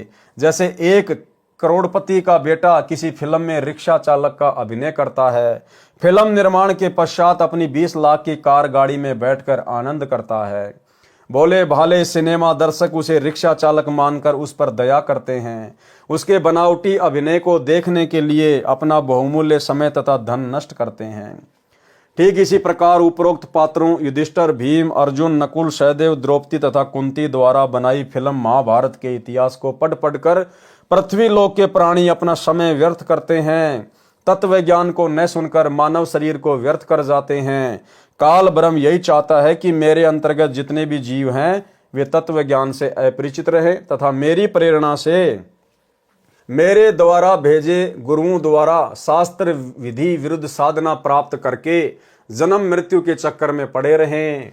काल ब्रह्म की प्रेरणा से तत्व ज्ञानहीन संतजन व ऋषिजन कुछ वेद ज्ञान अधिक लोक वेद के आधार से ही सत्संग वचन श्रद्धालुओं को सुनाते हैं, जिस कारण से साधक पूर्ण मोक्ष प्राप्त न करके काल के जाल में ही रह जाते हैं। हे धर्मदास, मैं पूर्ण परमात्मा की आज्ञा लेकर तत्व ज्ञान बताने काल लोक में कलयुग में आया हूं। यानी अपने आप को छुपा रहे थे कबीर परमात्मा धर्मदास जी के सामने। क्या पांडव सदा स्वर्ग में ही रहेंगे? धर्मदास जी ने बंदी छोड़ कबीर परमेश्वर जी के चरण पकड़कर कहा, हे परमेश्वर, आप स्वयं सत्य पुरुष हो। धर्मदास जी ने अति विनम्र होकर आधीन भाव से प्रसन्न किया।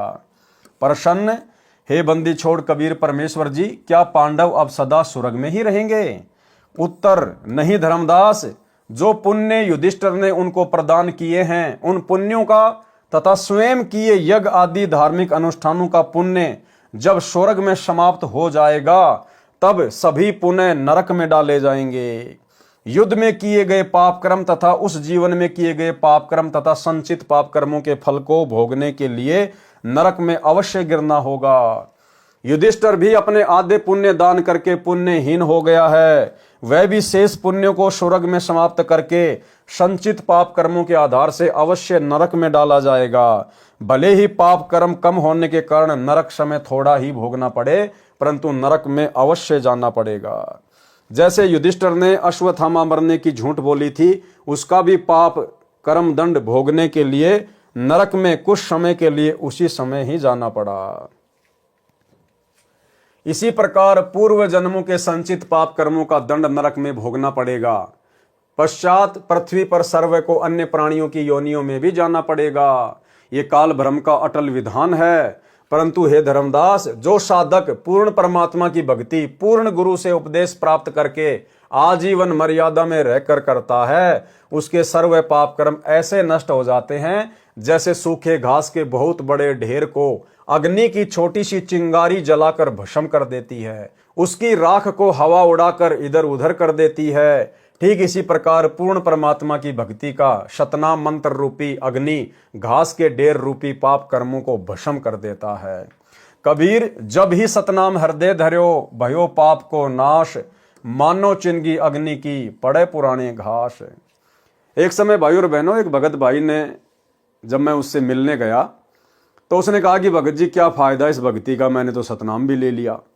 तो दास ने कहा, भाई ऐसी क्या बात हो गई? बोला, भगत जी परमात्मा तो कहते हैं कि जब ही सतनाम हृदय धर्यो भयो पाप को नाश, और जैसे अग्नि चिंगारी की पड़े पुराने घास। गुरु जी तो कहते कि सतनाम मिलते सारे पाप कर्म नष्ट हो जाते हैं। मैं तो बीमारी से ठीक नहीं हो पा रहा, फिर मेरे पाप कर्म क्यों नहीं कटे सतनाम से? तो दास ने उसको समझाया मालिक के ज्ञान आधार से कि परमात्मा ने जो वाणी बोली है उसको समझने की आवश्यकता है। सतनाम प्राप्त होते ही पाप कर्म समाप्त नहीं हो जाते। परमात्मा ने कहा, जब ही सतनाम हृदय धर्यो भयो पाप को नाश, और जैसे चिंगी अग्नि की वो पड़े पुराने घास। जैसे किसी घास के सूखे ढेर से यदि कोई चिंगारी लगा दी जाए तो चिंगारी तो वही है, और चिंगारी लगते ही वो उसको जला के भस्म कर देगी। लेकिन अगर सूखी घास का ढेर 10-20 क्विंटल है तो भाई उसको जलने में कितना टाइम लगेगा? बोला, भगत जी उसको जलने में तो बहुत टाइम लगेगा। और सूखी घास का ढेर यदि 1 किलो है और उसको यदि वही चिंगारी लगा दी जाए तो उसको कितना टाइम लगेगा? बोला, भगत जी वो तो 2 मिनट में जला के नष्ट कर देगा 1 किलो घास को। तो दास ने कहा, भैया चिंगारी दोनों ही है। चिंगारी वो भी वही है जो 1 किलो घास के ढेर के लगाई गई, और चिंगारी वो भी वही है जो 20 क्विंटल घास के ढेर को लगाई गई। लेकिन 1 किलो घास को जलाने में तो 2 मिनट भी नहीं लगे, और 20 क्विंटल को जलाने में 1 दिन भी लग सकता है। तो फिर वो समझ गया कि भगत जी इसका मतलब ये है कि जिसके जितने ज्यादा पाप कर्म होते हैं उस भगत को उतना ही समय लगता है पाप कर्मों से बाहर निकलने में। सतनाम तो अपना काम बराबर करेगा। जिस भगत के पाप कर्म थोड़े हैं उस भगत को सतनाम की कमाई से बहुत जल्दी राहत मिल जाती है, और जिसके पाप कर्म ज्यादा हैं, तो भाई उसको साल भी लग जाए, 2 साल भी लग जाए, 6 महीने भी लग जाए, लेकिन सतनाम अपना काम बराबर करता है।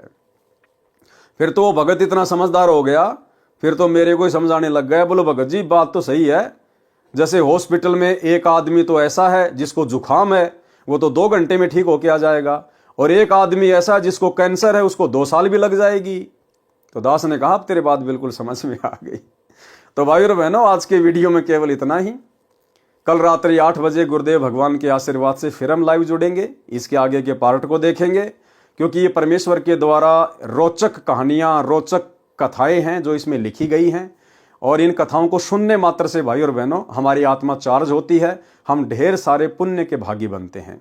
और जहां जहां गुरुदेव प्रेरणा करेंगे, हम सत्सेवक भाई बहनों के लिए कोई विशेष पॉइंट होगा, दास वहां पर अवश्य विश्लेषण करेगा। तो आज के वीडियो में केवल इतना ही। गुरुदेव भगवान हम सबको आज्ञा दें, इजाजत दें, आशीर्वाद दें। बंदी छोड़ सतगुरु रामपाल जी भगवान की जय हो।